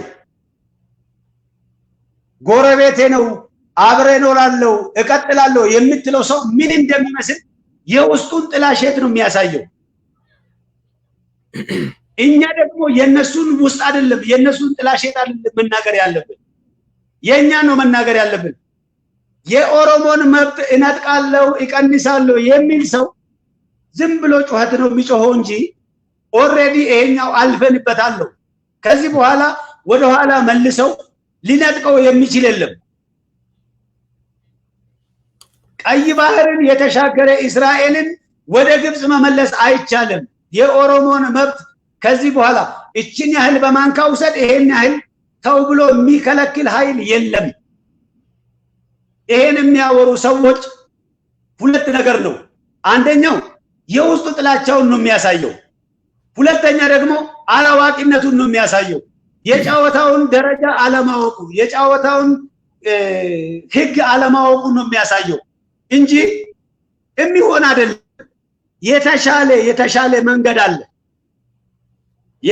መንገድ አለ አብረን የጋራ ሀገር የጋራ ከተማ የጋራ ህይወት የጋራ መንግስት የጋራ ህግ ማውጣት እንችላለን አሁን የምትላቸው ሰዎች ቅድም እኮ ነግሬሃለሁ። አንተ ሁለትና ሶስት ፖለቲከኞችን ያየ እኔ ሆን ብዬ የሃይማኖት መሪ የተባሉትን ተከታትያለሁ።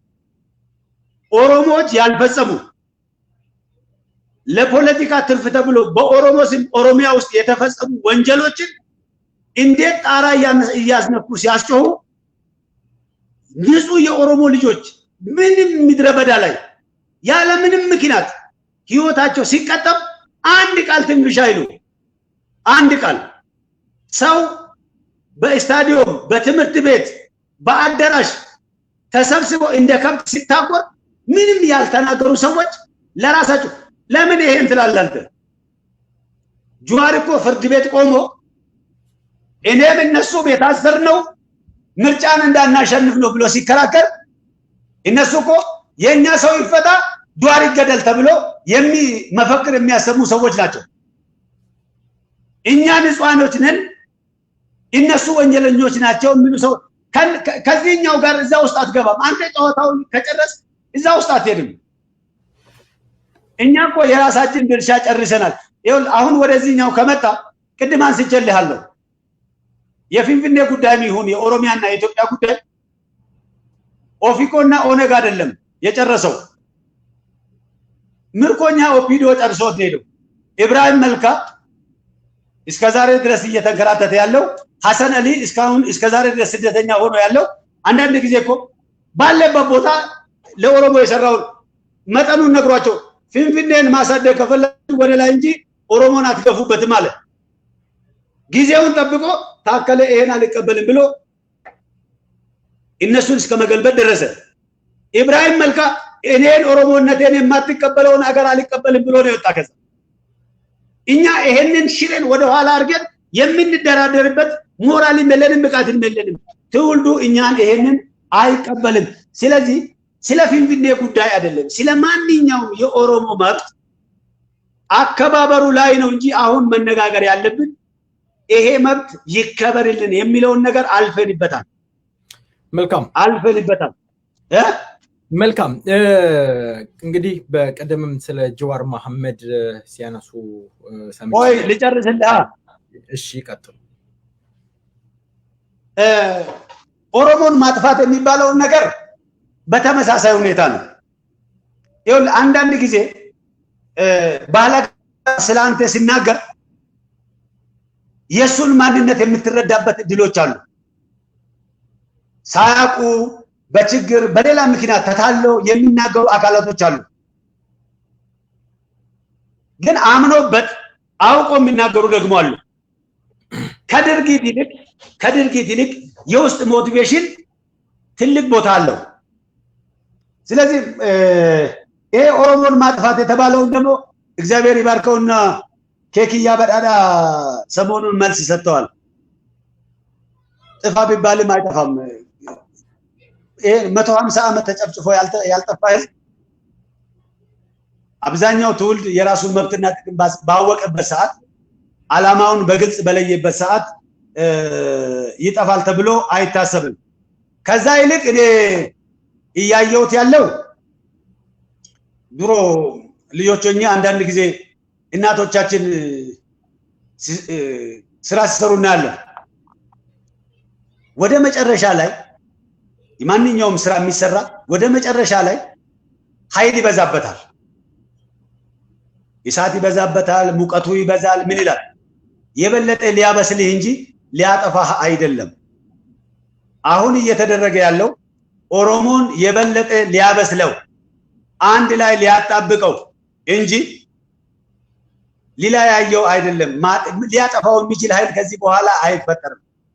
ዋጋ ያስከፍለናል። አዎ ዋጋ እየከፈልን ነው። መቼ መልስ ያገኛል? ማን ያሸንፋል? የተደራጀ አንድ የሆነ አንድ አመራር ያለው ቀድሞ ወደ ድሉ ይደርሳል። ምንም ቢሆን ግን ከህዝብ ተቃራኒ ሆኖ የሚታገል አካል አሸናፊ ሆኖ እስከዛሬ ድረስ አላየሁትም፣ አይኖርም።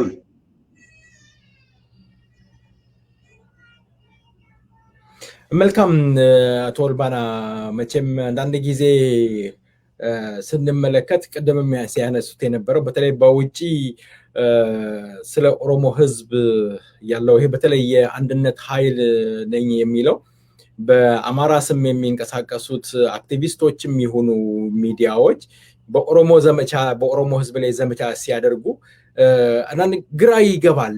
አብረን እነሱ እንደሚሉት አብረን ተዋልደናል አብረን ኖረናል ይሉና መለስ ብሎ ደግሞ ኦሮሞን የሚያጠፋ ነገርና ኦሮሞን የሚያንኳስስ ነገር ሲሰሩ ነገ አብሮ የመኖሩ ሁኔታ አጣብቂኝ ውስጥ እየገባ እንደሆነ ግልጽ የሚሆንበት ነገር አለና ይታያል። አልፎ ተርፎ በአሁኑ ወቅት ከዶክተር አብይ ከመጣ በኋላ ኦሮሞ ጠል የሆነ ነገር ኦሮሞን የማጥፋት የራሳቸውን ክልል መቆጣጠርና ኦሮሚያ ክልል ደግሞ የራስ የማድረግ ዘመቻ እናያለንና እውነት ነገ አብሮ የመኖሩ ሁኔታ አለ ወይ ወዴት እየተካሄደ ነው የሚለው ነገር አነጋጋሪ ነው። አቶ ኦልባና እንግዲህ ሲያነሱ የድርጅቶች ከፍተኛ አመራሮች በእስር ላይ ይገኛሉ። አክቲቪስት ጀዋር መሐመድ፣ አቶ በቀለ ገርባ እንዲሁም ከኦነግ ደግሞ እነ አብዲ ረጋሳ ሌሎችም በርካታ ከፍተኛ አመራሮች እስር ቤት አሉ። የኦሮሞ ህዝብ ወጣት አሮጊት እናት ደግሞ እስር ቤቱ ሞልቶ በትምህርት ቤት ታስረው ይገኛሉ። በኮንቴነር የተሞላል። እንደው ከቅሊንጦ የሚመጣልኝ መረጃ በእውነት በጣም ይዘገንናል። አንድ እስረኛ ወጥቶ ለምርመራ ተብሎ ያስወጡትና ጉድጓድ እንዲቆፍር ተደርጎ እስረኛው ተመልሶ ደግሞ እዛው እንደሚገደልበት ደረጃ ላይ ደርሰናልና የኦሮሞ ህዝብ በአሁን ሰዓት እስር ቤት ሆኗል መኖሪያው። አመራሮት በአሁኑ ወቅት በምን ሁኔታ ላይ ይገኛሉ? እነ ጀዋር መሐመድ በሽብር ክስ እንደተከሰሱ እናውቃለን። የሽብር ክስ ደግሞ እንደተሻረ ይታወቃል። ጠቅላይ ሚኒስትሩ እኛንን አሸባሪ እግር የምንቆርጠው የምንገለውም እኛ ነበርንና ድፍን የኢትዮጵያ ህዝብ ይቅር ይበለን ሳናጣራ አናስርም ምናምን ብለው ቃል ገብተው ነበር። በአሁኑ ወቅት ግን መጠነ ሰፊ ዘመቻ ተደርጎ ማን ምን እንደሆነ ሳይታወቅ ወጣት መሆኑ ብቻ ኦሮሞ ነገ ላይ አድማ ያደርጋል በሚል ወጣቱ ወደ እስር ቤት እየተጓዘ ስለሚገኛልና እንደው የድርጅቱ አመራር የኦሮሞ ህዝብ እንደ ድርጅት የናንተ ድርጅት በኦሮሚያ ክልል ውስጥ አባሎቻችሁ ምን ያህል ታስረዋል? ተንቀሳቅሳችሁ ህዝብን የማነጋገር እንደው እድል ገጥሟችኋል? አለ ይሄ ነገር? ኢትዮጵያ ውስጥ በዚህ 27 ዓመት ውስጥ ያልታሰረ ኦሮሞ የለም። አንዳንድ ጊዜ አሁን እኔ ለመጀመሪያ ጊዜ ለ27 ዓመት ሌሊቱን ሙሉ እንቅልፍ የወሰደኝ ማዕከላዊ የገባውለት ነው።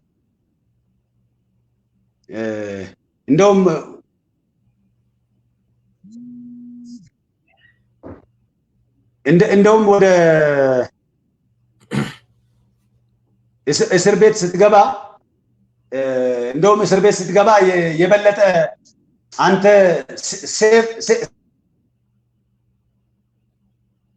መልካም የተከበራችሁ አድማጮቻችን በኔትወርክ ምክንያት እንግዲህ ተቋርጠዋል ወጥተዋል። እስከሚመለሱ ድረስ በዚህ ዜማ ቆይታ እናደርጋለን። መልካም ቆይታ።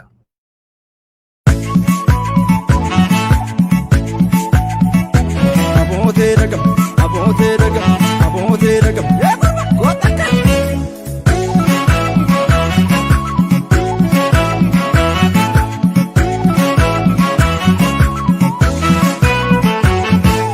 Shagargadu fani ya karanantu damamadu shagargadu fani ya karanantu yoma darganki ya ke abdunantu damamadu yoma darganki ya ke abdunantu ambo gubba nifta kapsa fanusi damamadu gudar gubba nifta kapsa fanusi afura ke nabe ko tusi pisi damamadu afura ke nabe ko tusi pisi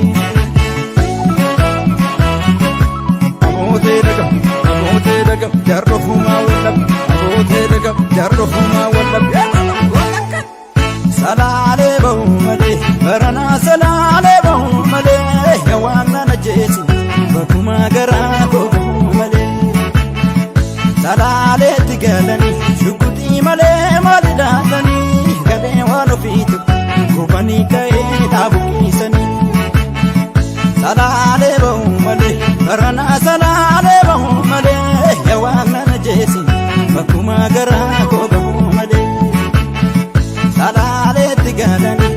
soda male mal qabatani gade wan fit gubani kay dabuisen የተከበራችሁ አድማጮቻችን እንግዲህ በኔትወርክ ምክንያት ተቋርጠው ነበር ተመልሰዋል አቶ ወልባና መቀጠል ይችላሉ ዜማውን ወደ ኋላ ስለዚህ ስለ ኦሮሞ እስራትን ካነሳው በዚህ 27 አመት ውስጥ ወደ እስር ቤት ስትገባ ነው ዋስትና የምታገኘው ኦሮሞ ሆነ አጫሉ እኮ እስር ቤት ቢሆን ኖሮ ጃገማ እስር ቤት ቢሆን ኖሮ እኮ ገዳዮቻቸው እንኳን ይታወቁ ነበር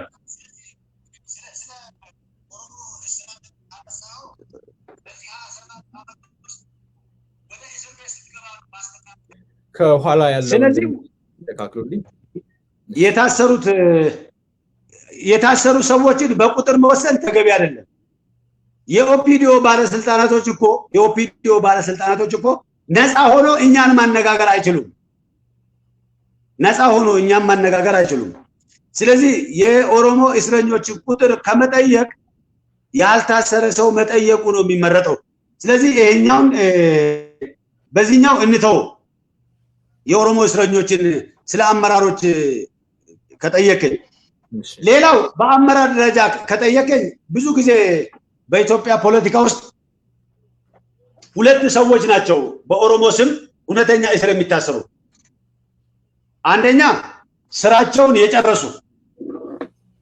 የጨረሱ ከነሱ የበለጠ መስራት የሚችል ኃይል ካፈሩ በኋላ ለምሳሌ እኔ ልውሰደኝ እኔ እስከ 2003 ድረስ ስንለፋ በቃ ብዙ ነገር ስንሆን ኖርንና ልክ ስንት ጊዜ ሞት እስር whatever እነዚህ ሁሉ አለፍኳቸውና 2003 ላይ እነ ጉርሜሳ እነ ደጀኔ እነ ደስታ እነ አዲሱ እነ ደረጀ በጣም ፓወርፉል የሆኑ ከኔ የበለጡ ጎረምሳዎች ለትግል የተዘጋጁ ሰዎች በተፈጠሩ ጊዜ ነው እኔን ወያኔ ያሰረኝ የኦሮሞ ትግል እኮ እውነትና በእግዚአብሔር ፍቃድ የተደገፈ ትግል መሆኑን የምታረጋግጠው በዚህ ነው ለምሳሌ ፕሮፌሰር መረራ ይሄን ሁሉ አመት ሲቸገር ብቻውን ሲለፋ whatever ሲሆን ቆይቶ ጁዋርን አይነት እነ እስቄል እነ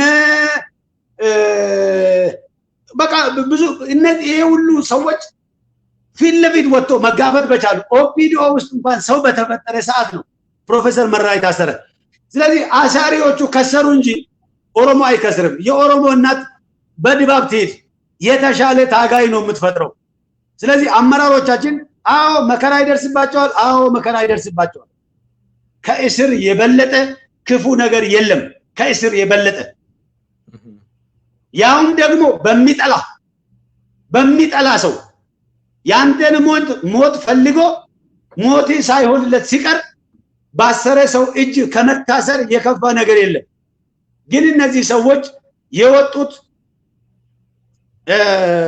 ብር ፍለጋ አይደለም ጥቅም ፍለጋ አይደለም ዝና ፍለጋ አይደለም የህዝባቸውን ክብር ፍለጋ ነው ሄዱ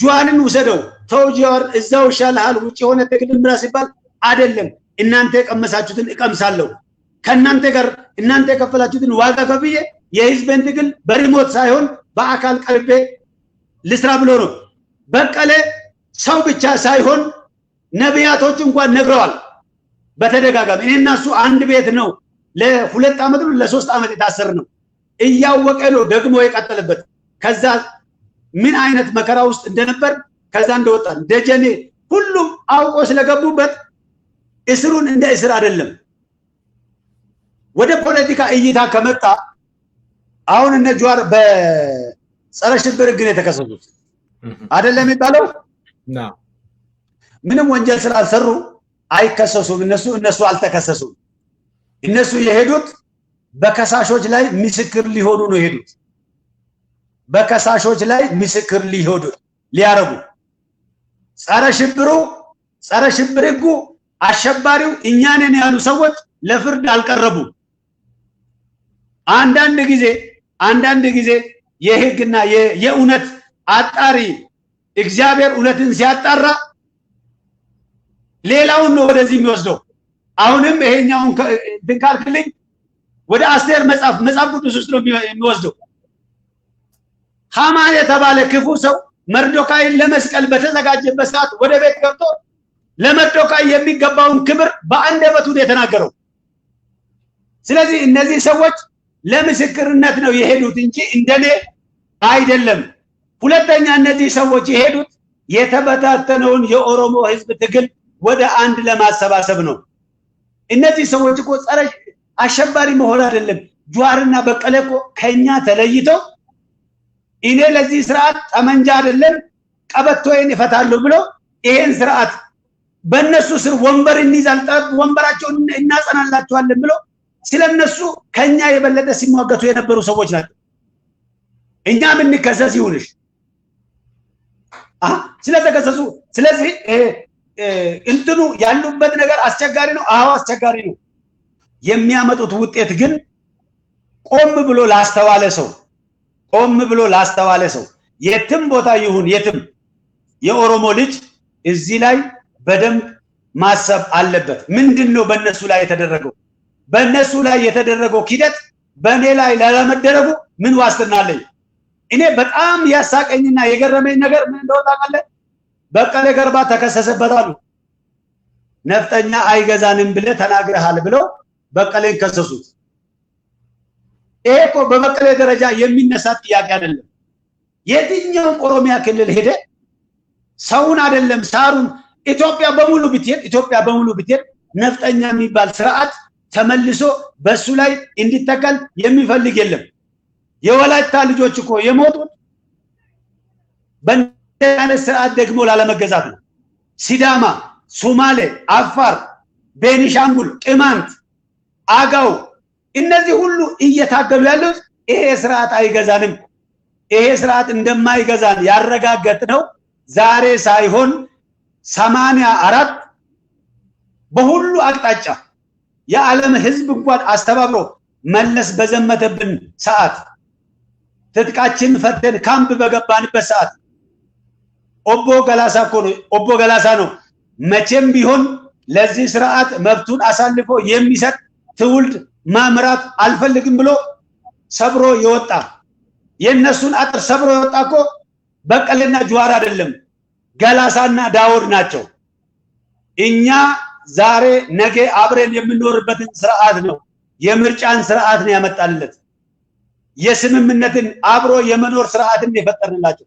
ስለዚህ አንዳንድ ጊዜ ያለፉትን በነቦሌንጮ ጊዜ ያከተመውን ፋይል በነቦ ገላሳ ጊዜ ያከተመውን ፋይል ብቻውን ዳውድ ውጪ የቀረበትን ፋይል አምጥቶ እዚህ እንደገና እንደ አዲስ በቀለና ጁዋርን ቢከሱበት ራሳቸው የተናገሩትን እኛንን ያጠፋን ያሉት ነገር እንትን ሲያደርጉ ምንድነው ይሄ ነገር ብለ ቁጭ ብለ ስታየው እንደ ፖለቲከኛ ብቻ አይደለም። እቺ ሀገር የእግዚአብሔር ሀገር ናት ተብሎ ትታማለች። እውነትም የእግዚአብሔር ሀገር ከሆነች ይሄ ስራ ምንድነው ብለ ስታስበው በራሳቸው በከሳሾቹ ላይ ምስክር ለመሆን ይሄዱ እንጂ ወንጀለኞችም ተከሳሾችም እስረኞችም አይደሉም።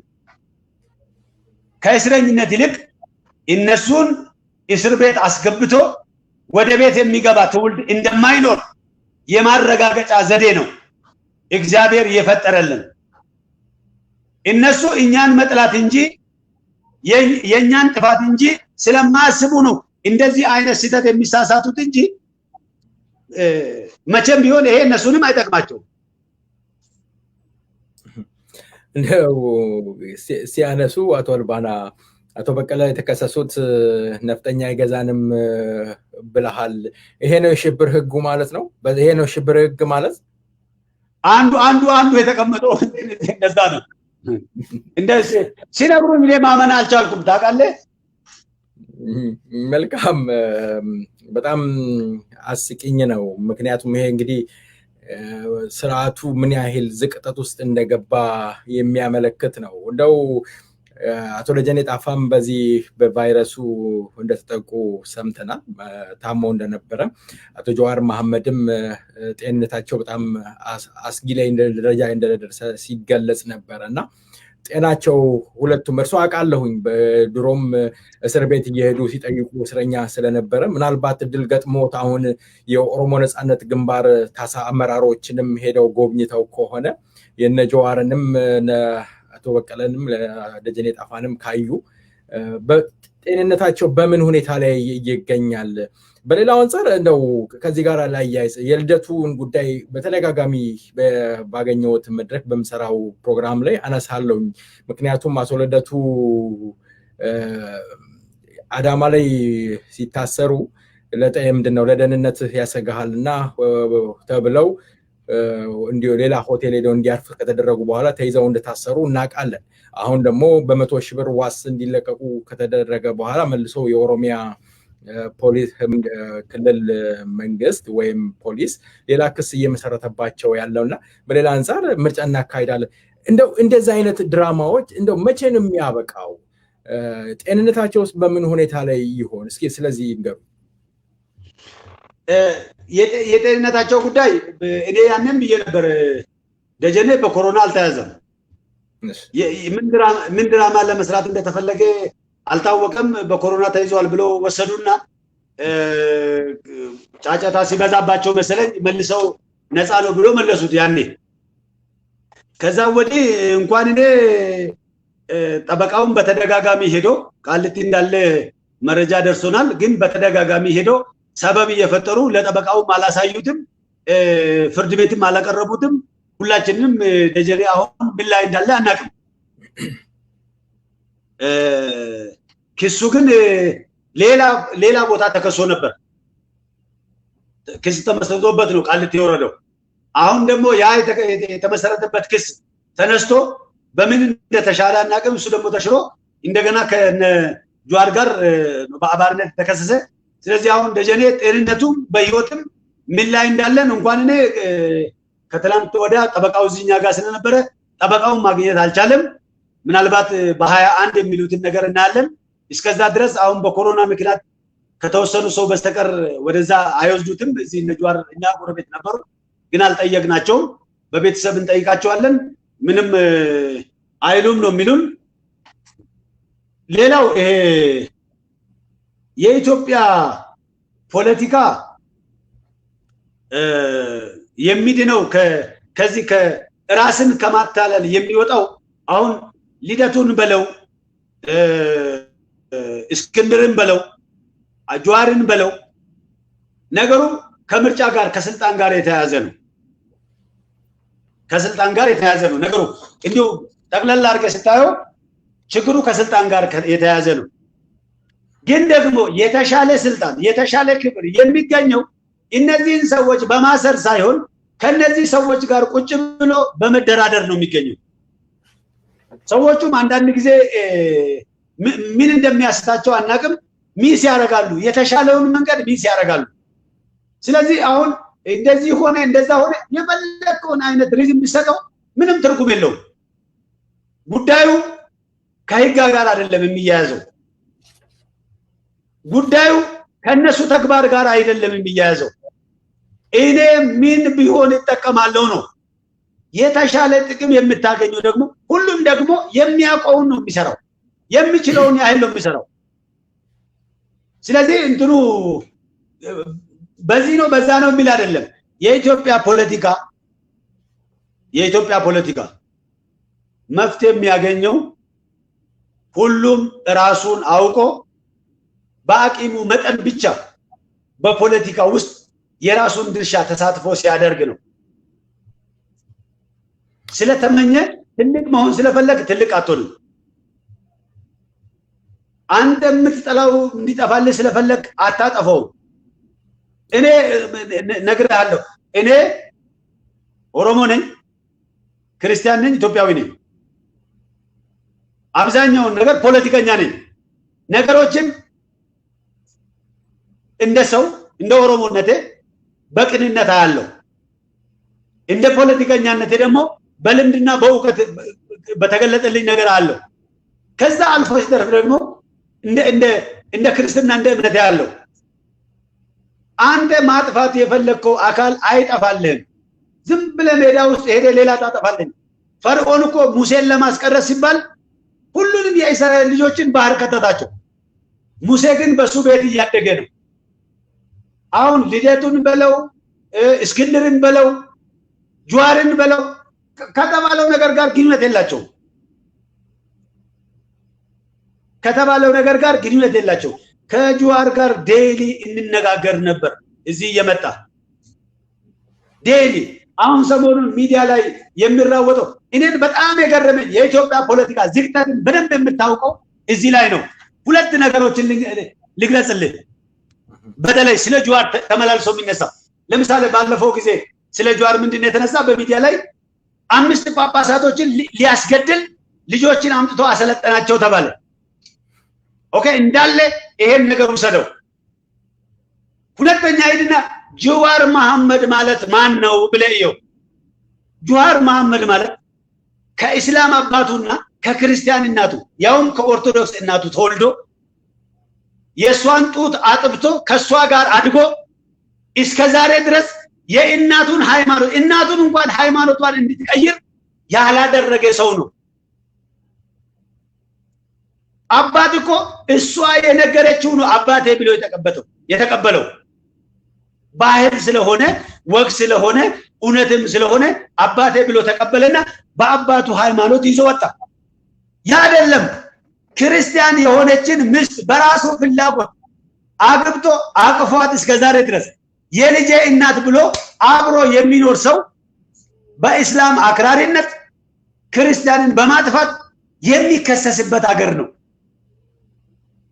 ነገ የነሱ ልጆች ምን እንደሚሏቸው እንኳን የማያስቡ ሰዎች ዛሬ አንተን ስለጠሉ ብቻ ያንተን ስም ለማጠልሸት የሚደረግ ነገር ፖለቲካም አይደለም እኮ ይሄ።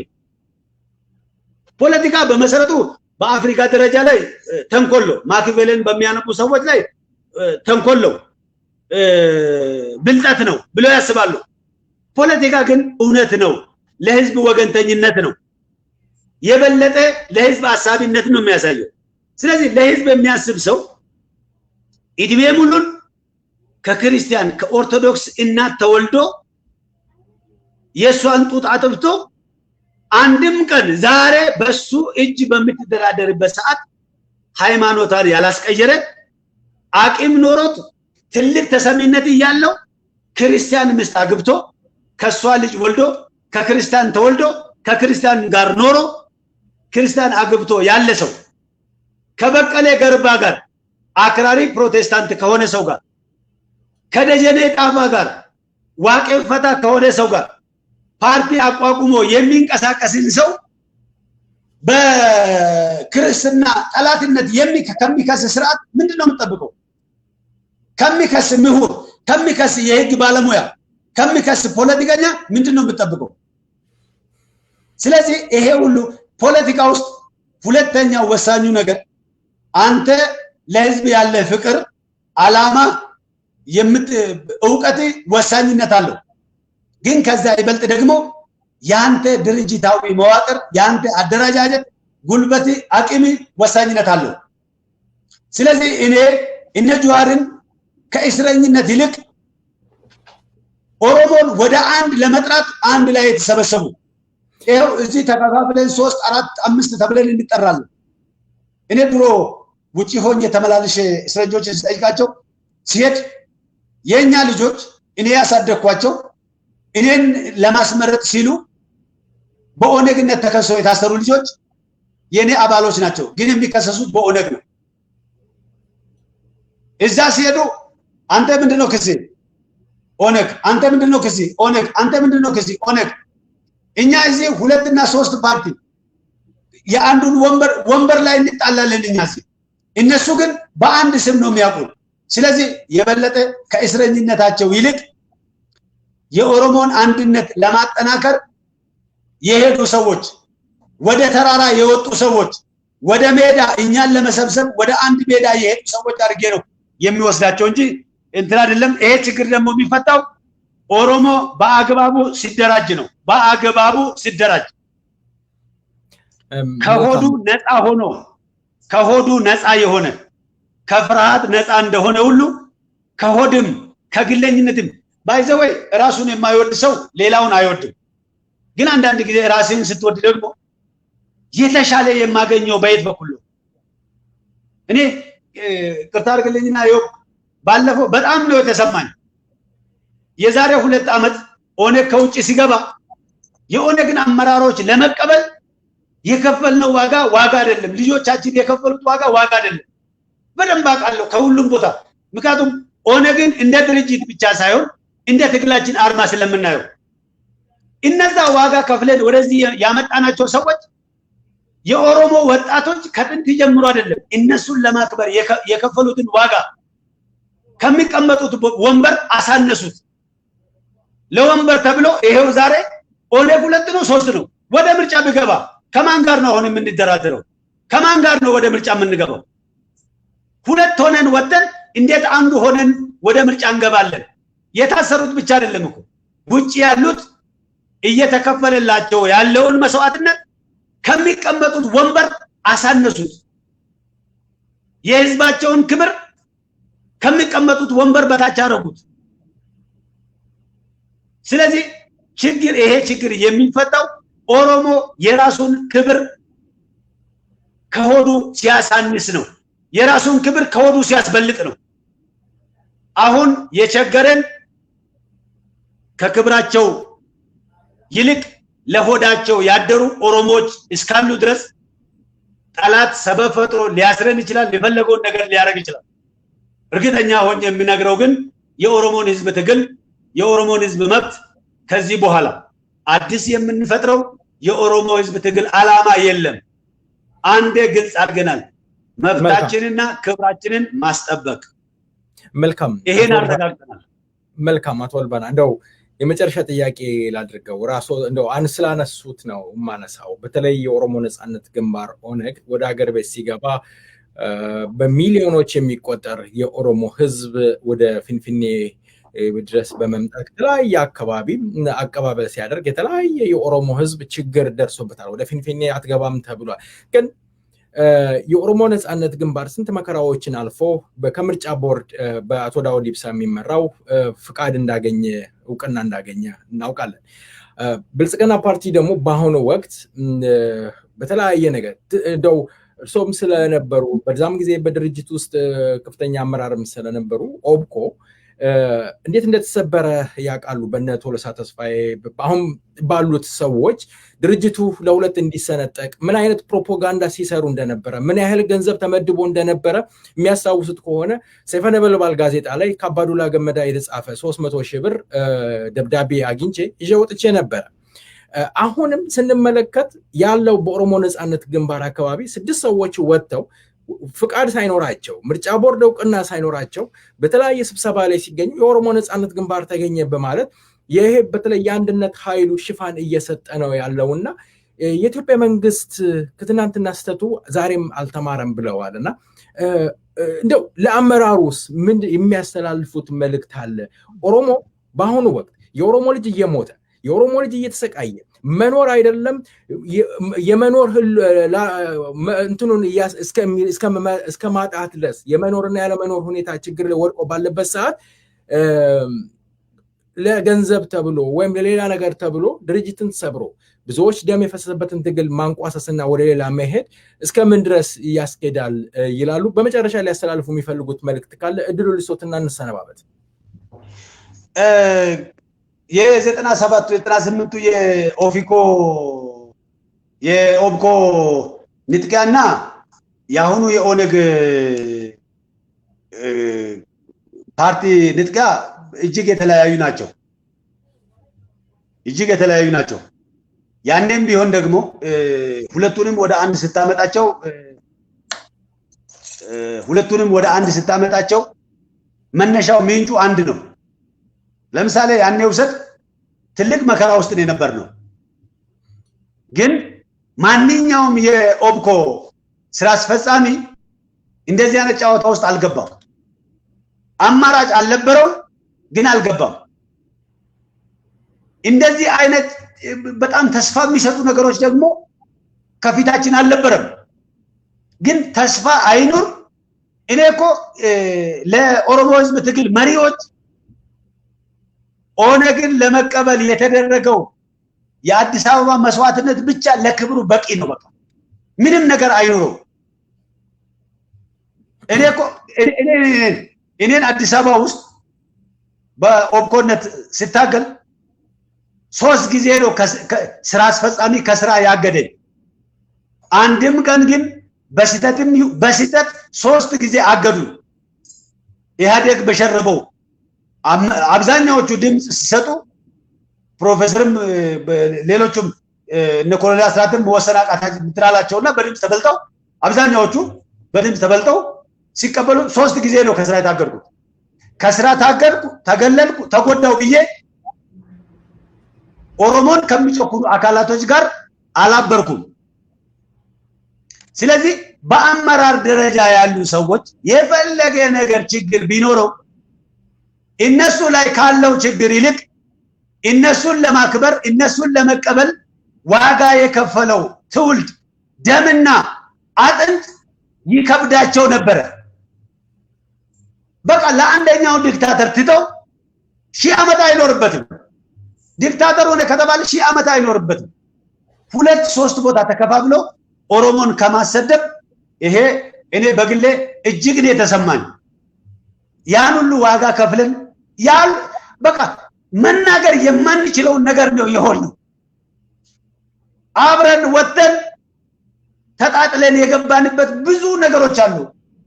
አንዳንድ ጊዜ በኦሮሞ ህዝብ ትግል ላይ ህዝቡን እንወክላለን የሚሉ ሰዎች ጠላት የሚሰራውን አይደለም የኛ ወገን የምንል ሰው ሲተባበር እጅግ ያመናል። ስለዚህ አሁን የቶለሳን ጊዜ ወሰደው። ቶለሳ የቢሮ ሰራተኛ ነበረ። ምንም ነገር ሲያጣ አስገድዶ ወሰዱት።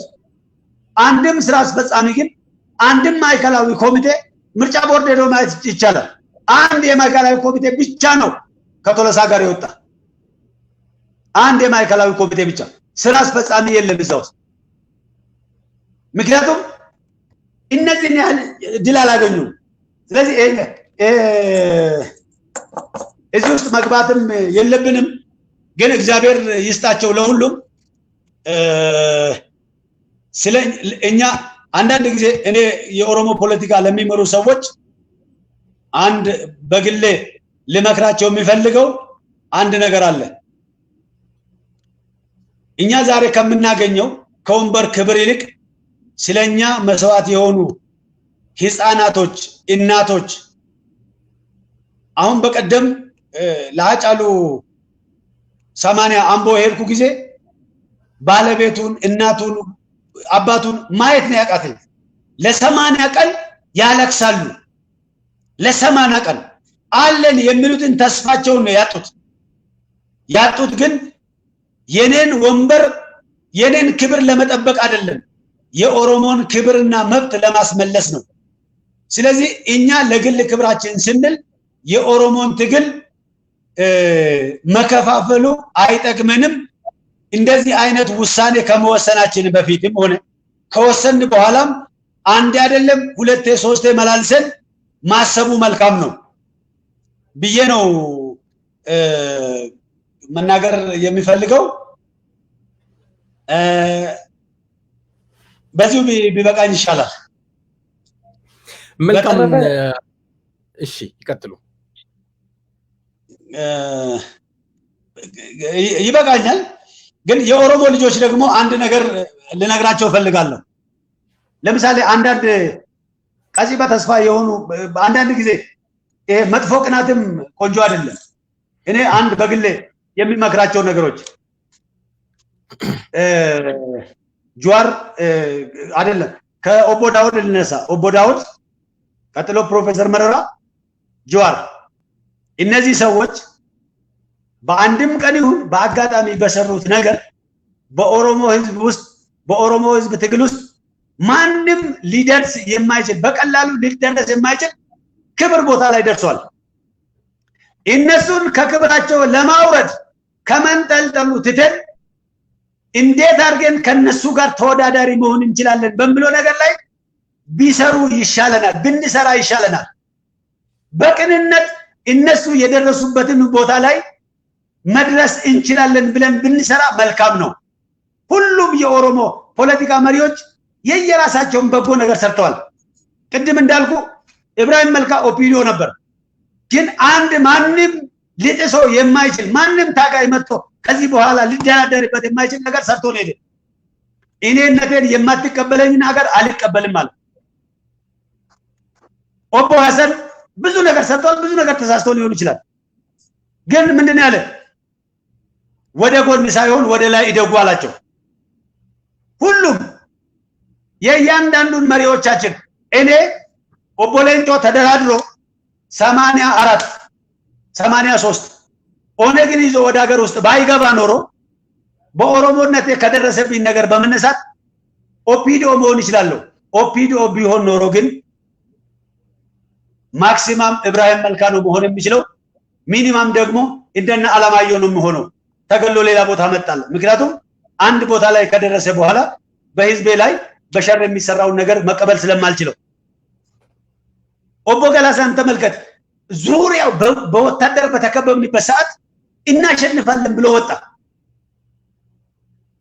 ስለዚህ በየደረጃቸው የሚሰሩት የኦሮሞ ፖለቲካ መሪዎች የራሳቸው የሆነ በጎ ነገሮች አላቸው ግን ደግሞ ማንንም ሊደረስ በህይወት ያሉ ሰዎች ራሳቸው ካላበላሹ በስተቀር ምናልባት እነዚህን ሰዎች ከነጃራ ከነዋቆ ከነኤለሞ ጋር እያወዳደርኳቸው አይደለም እነዚህ የሰሩትን ነገር የማበላሸት እድል አላቸው ክብራቸውን ጠብቆ ቦታቸውን ጠብቆ ስታተሳቸውን ጠብቆ ካልቀጠሉ ሊወርዱ ይችላሉ አሁን ባለው ግን እኛ እነሱን ጎትተን ከክብር ማውረድ አንችልም ከነሱ ጋር በመፎካከር ታጋይነታችንን ማረጋገጥ አንችልም እነሱም ክብራቸውን ይዞ አስተዋጽኦአቸውን እያጠናከሩ እንዲሄዱ እኛ ደግሞ ከነሱ ጋር መወዳደሩን ትተን የኦሮሞን ህዝብ መብት እንዴት በተሻለ ሁኔታ እናስከብራለን በሚለው ነገር ላይ መስራቱ ላይ መሄዱ ነው የሚሻለው ለማና ዶክተር አብይ አንድ ላይ አንድ ኦህዴድ ውስጥ ነው የነበሩት ከናባዱላ ጋር እነ አብይ እነ ለማ ቲም ለማ ተብሎ ወደዚህ ሲወጡ ከትግል ጋር ሲቀላቀሉ ነው ሌላውን ማሳደዱን ትተን ራሳችን እንዴት ወደ ትግሉ ጎራ እንቀላቀላለን በሚለው ነገር ላይ መስራቱ ይጠቅመናል ዛሬ ኦሮሞን መከፋፈል በድርጅት በሃይማኖት በወንዝ መከፋፈሉን ትተን ስለኛ ሲሉ ወደ እስር ቤት የገቡትን መሪዎቻችንን ለማስፈታት ምርጫ ማስፈታቸውም ህግ ማስፈታቸውም የሚያስፈታ የተደራጀ ኦሮሞ ብቻ ነው ስለዚህ እርስ በራሳችን መፎካከሩን ትተን አንዳችን በአንዳችን ላይ መቀናናቱን ትተን እንዴት አድርገን ትግሉን ወደ መጨረሻ እናመጣለን ሁላችንም የየራሳችን አክሊል የምንቀበልበትን መንገድ እንዴት እናመጣለን በሚለው ስራ ላይ መሰማራቱ ነው የሚመረጠው አመሰግናለሁ መልካም አመሰግናለሁኝ እውነት ነው ረጅም አመት ለዚህ ህዝብ ሲባል መስዋዕትነት የከፈሉ የታገሉ ትላልቅ መመሪዎች ናቸው አቶ ላውድም ፕሮፌሰር መረራ ጉዲናም እድሜ ልካቸውን ለኦሮሞ ህዝብና ስለ ኦሮሞ የታገሉ ሆዳቸው ያላሸነፋቸው መሪዎች ናቸው ዛሬ እነሱን እግር ይዞ መጎተትና አስጠያፊ የስም ማጥፋት ዘመቻ ቢደረግም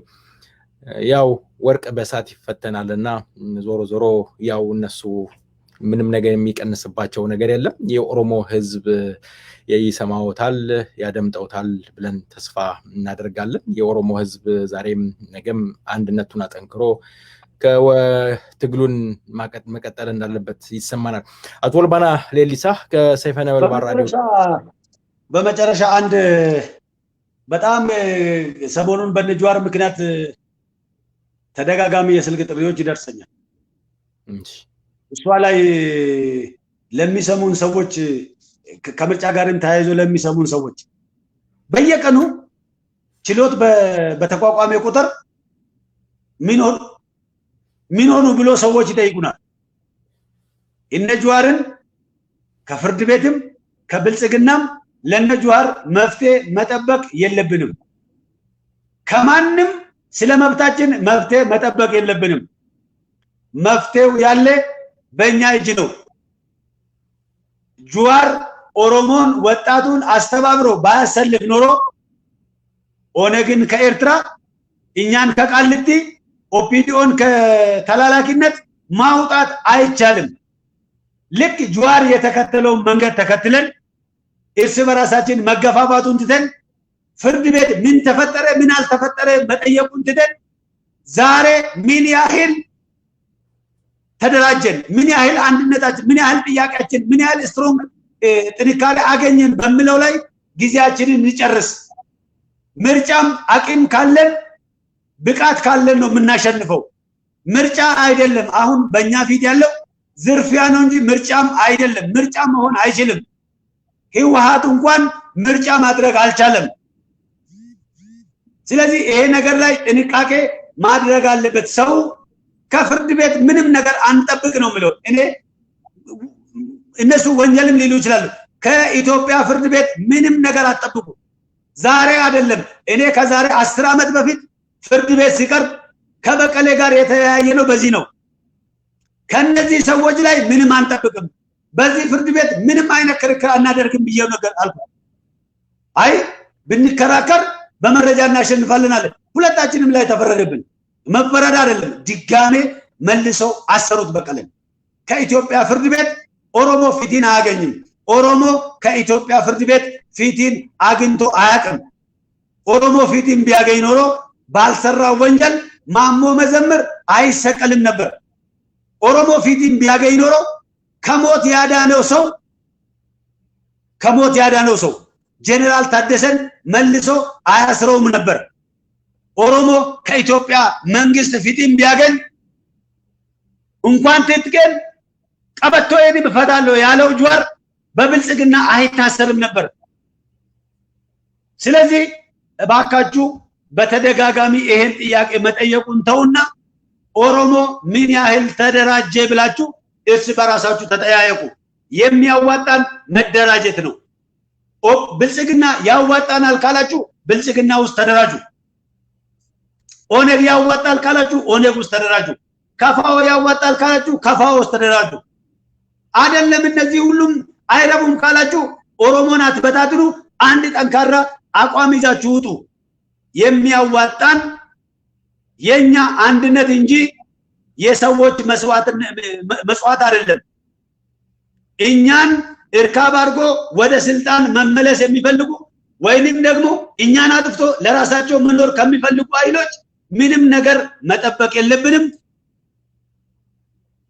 ምርጫ ፍርድ ቤት ምናምን ማለት ውድደን ቀጥታ መደራጀት ነው እንደተባለው መንግስት ቁጭ ብሎ ከኦሮሞ ፓርቲዎች ጋር ተደራድረን ሁላችንንም የሚያሳትፍ ስርዓትና መንግስት ለመፍጠርም እንዲያስችለን ሁሉም ባለበት ቦታ ቢያንስ አቂም የሌላቸው አቂመ ደካሞች ጸልዩ ወደ እግዚአብሔር እንባችሁን ለእግዚአብሔር አሳዩ በጣም እኮ የሚገርም እዚህ ሀገር ስትናገረው የሰው ጭካኔ እኮ ወሰን አለው የሰው ጭካኔ አሮጊቶችን የሚያሰቃይ በተደጋጋሚ ሰው ሲያለቅስ የማያዝን ልብ ባለበት ስርዓት ውስጥ የሚያዋጣን ፍርድ ቤት ሳይሆን መደራጀት ነው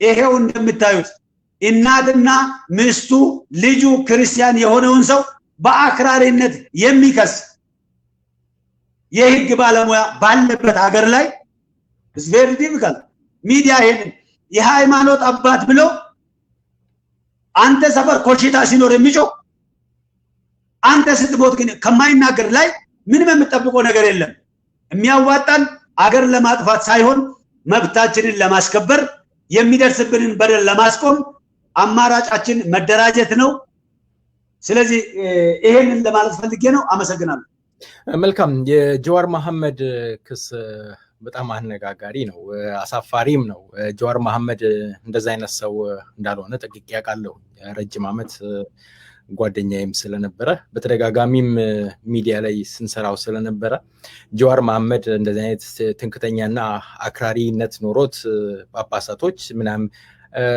ብቻ ዞሮ ክሱን ጀዋር መሐመድን ለማጥፋትና ጀዋር መሐመድ ከእስር ቤት እንዳይወጣ ያው ወንበርን የሙጥኝ ማለት አሻገራቸዋለሁ ተብሎ የተመጣ መንግስት ስልጣኑን እንዳይነካ ለማድረግ የሚደረግ ነገር ነው አቶ ወልባና ሌሊሳ ከሰይፈ ነበልባል ራዲዮ ጋር ስለነበረው ቆይታ እንዲሁም በአድማጮች ስምና በዝግጅት ክፍሉ ደግሜ አመሰግናለሁ በሌላ ጊዜ ደግመን እንገናኛለን ለዛሬው እግዚአብሔር ይስጥልኝ አመሰግናለሁ ደህና ይሁኑልኝ እግዚአብሔር ይስጥልኝ አመሰግናለሁ ይሄን ስለሰጠኝ የተከበራችሁ አድማጮቻችንና ተመልካቾቻችን እስካሁን ድረስ ከአቶ ወልባና ሌሊሳ ጋር ስናደርገው የነበረው ቆይታ ይሄንን ይመስላል ቀደም የጀመርኩትን ዜማ ላስቀጥልና እንሰነባበታለን መልካም ቆይታ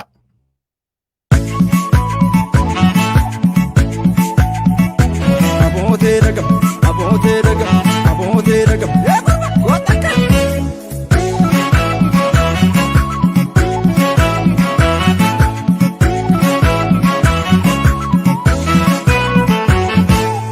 Shagargadu ya karana nuntu damamado shagargadu ya karana nuntu yoma larganki yaake abduna nuntu damamado yoma larganki yaake abduna nuntu ambo gubba nifta kapsa fanusi damamado gudar gubba nifta kapsa fanusi afura ke nabe ko tu sisi damamado afura ke nabe ko tu sisi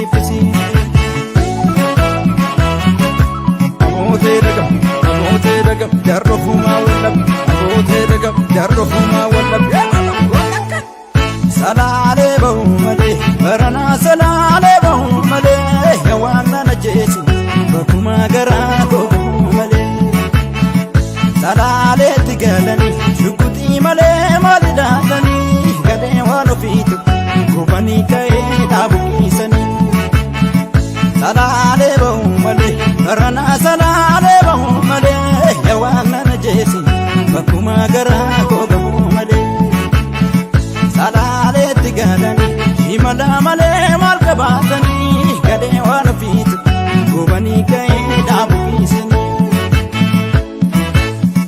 otu kolo nato sina pagate jutami yarmaya wano fitu fagona rahitate Maluano fito, nagi na dibe ya dae ya kolo dunto, tiya onen kinkamte, dafi kolo nato, shagar jitu tasbai kotume ya wano fito, bitte sagoro roti, otu kolo nato, jalla napsi buburak de kala ya kolo dunto, kai apa kenyati.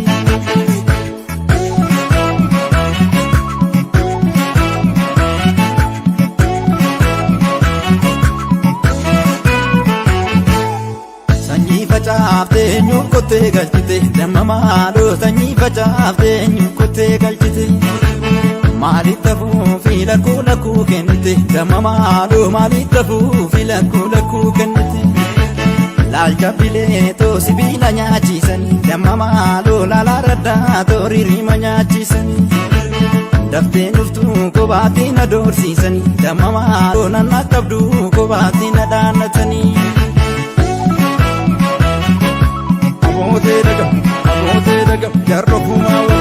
Abote dagam jarrofuma wallab salale bahu male barana salale bahu male yawana najesi bakuma gara ko male salale tigalani shukuti male malidatani gade wano fitu kubani kai dabukisani salale bahu male barana salale bahu male yawana najesi bakuma gara ko male salale tigalani himala male malkabatani gade wano fitu kubani kai dabukisani otu kolo nato sina pagate jutami yarmaya wano fitu fagona rahitate Maluano fito, nagi na dibe ya dae ya kolo dunto, tiya onen kinkamte, dafi kolo nato, shagar jitu tasbai kotume ya wano fito, chafe ararati, otu kolo nato, የተከበራችሁ አድማጮቻችንና ተመልካቾቻችን ያለን ፕሮግራም ወደ እናንተ አቅርበን የቀረን እንግዲህ እንሰነባበት ነው እስካሁን ድረስ ስናስተናግዳችሁ የነበርነው ፕሮግራም በማቅረብ እኔ ዮባይሳ ፕሮግራም በመምራት በሪ አለሙ ቴክኒሻናችን አስፋው ገመቹ አብራናችሁ ነበርን እስከ ሳምንት መልካም ሳምንት ቸር ያሰማን ደህና ሁኑ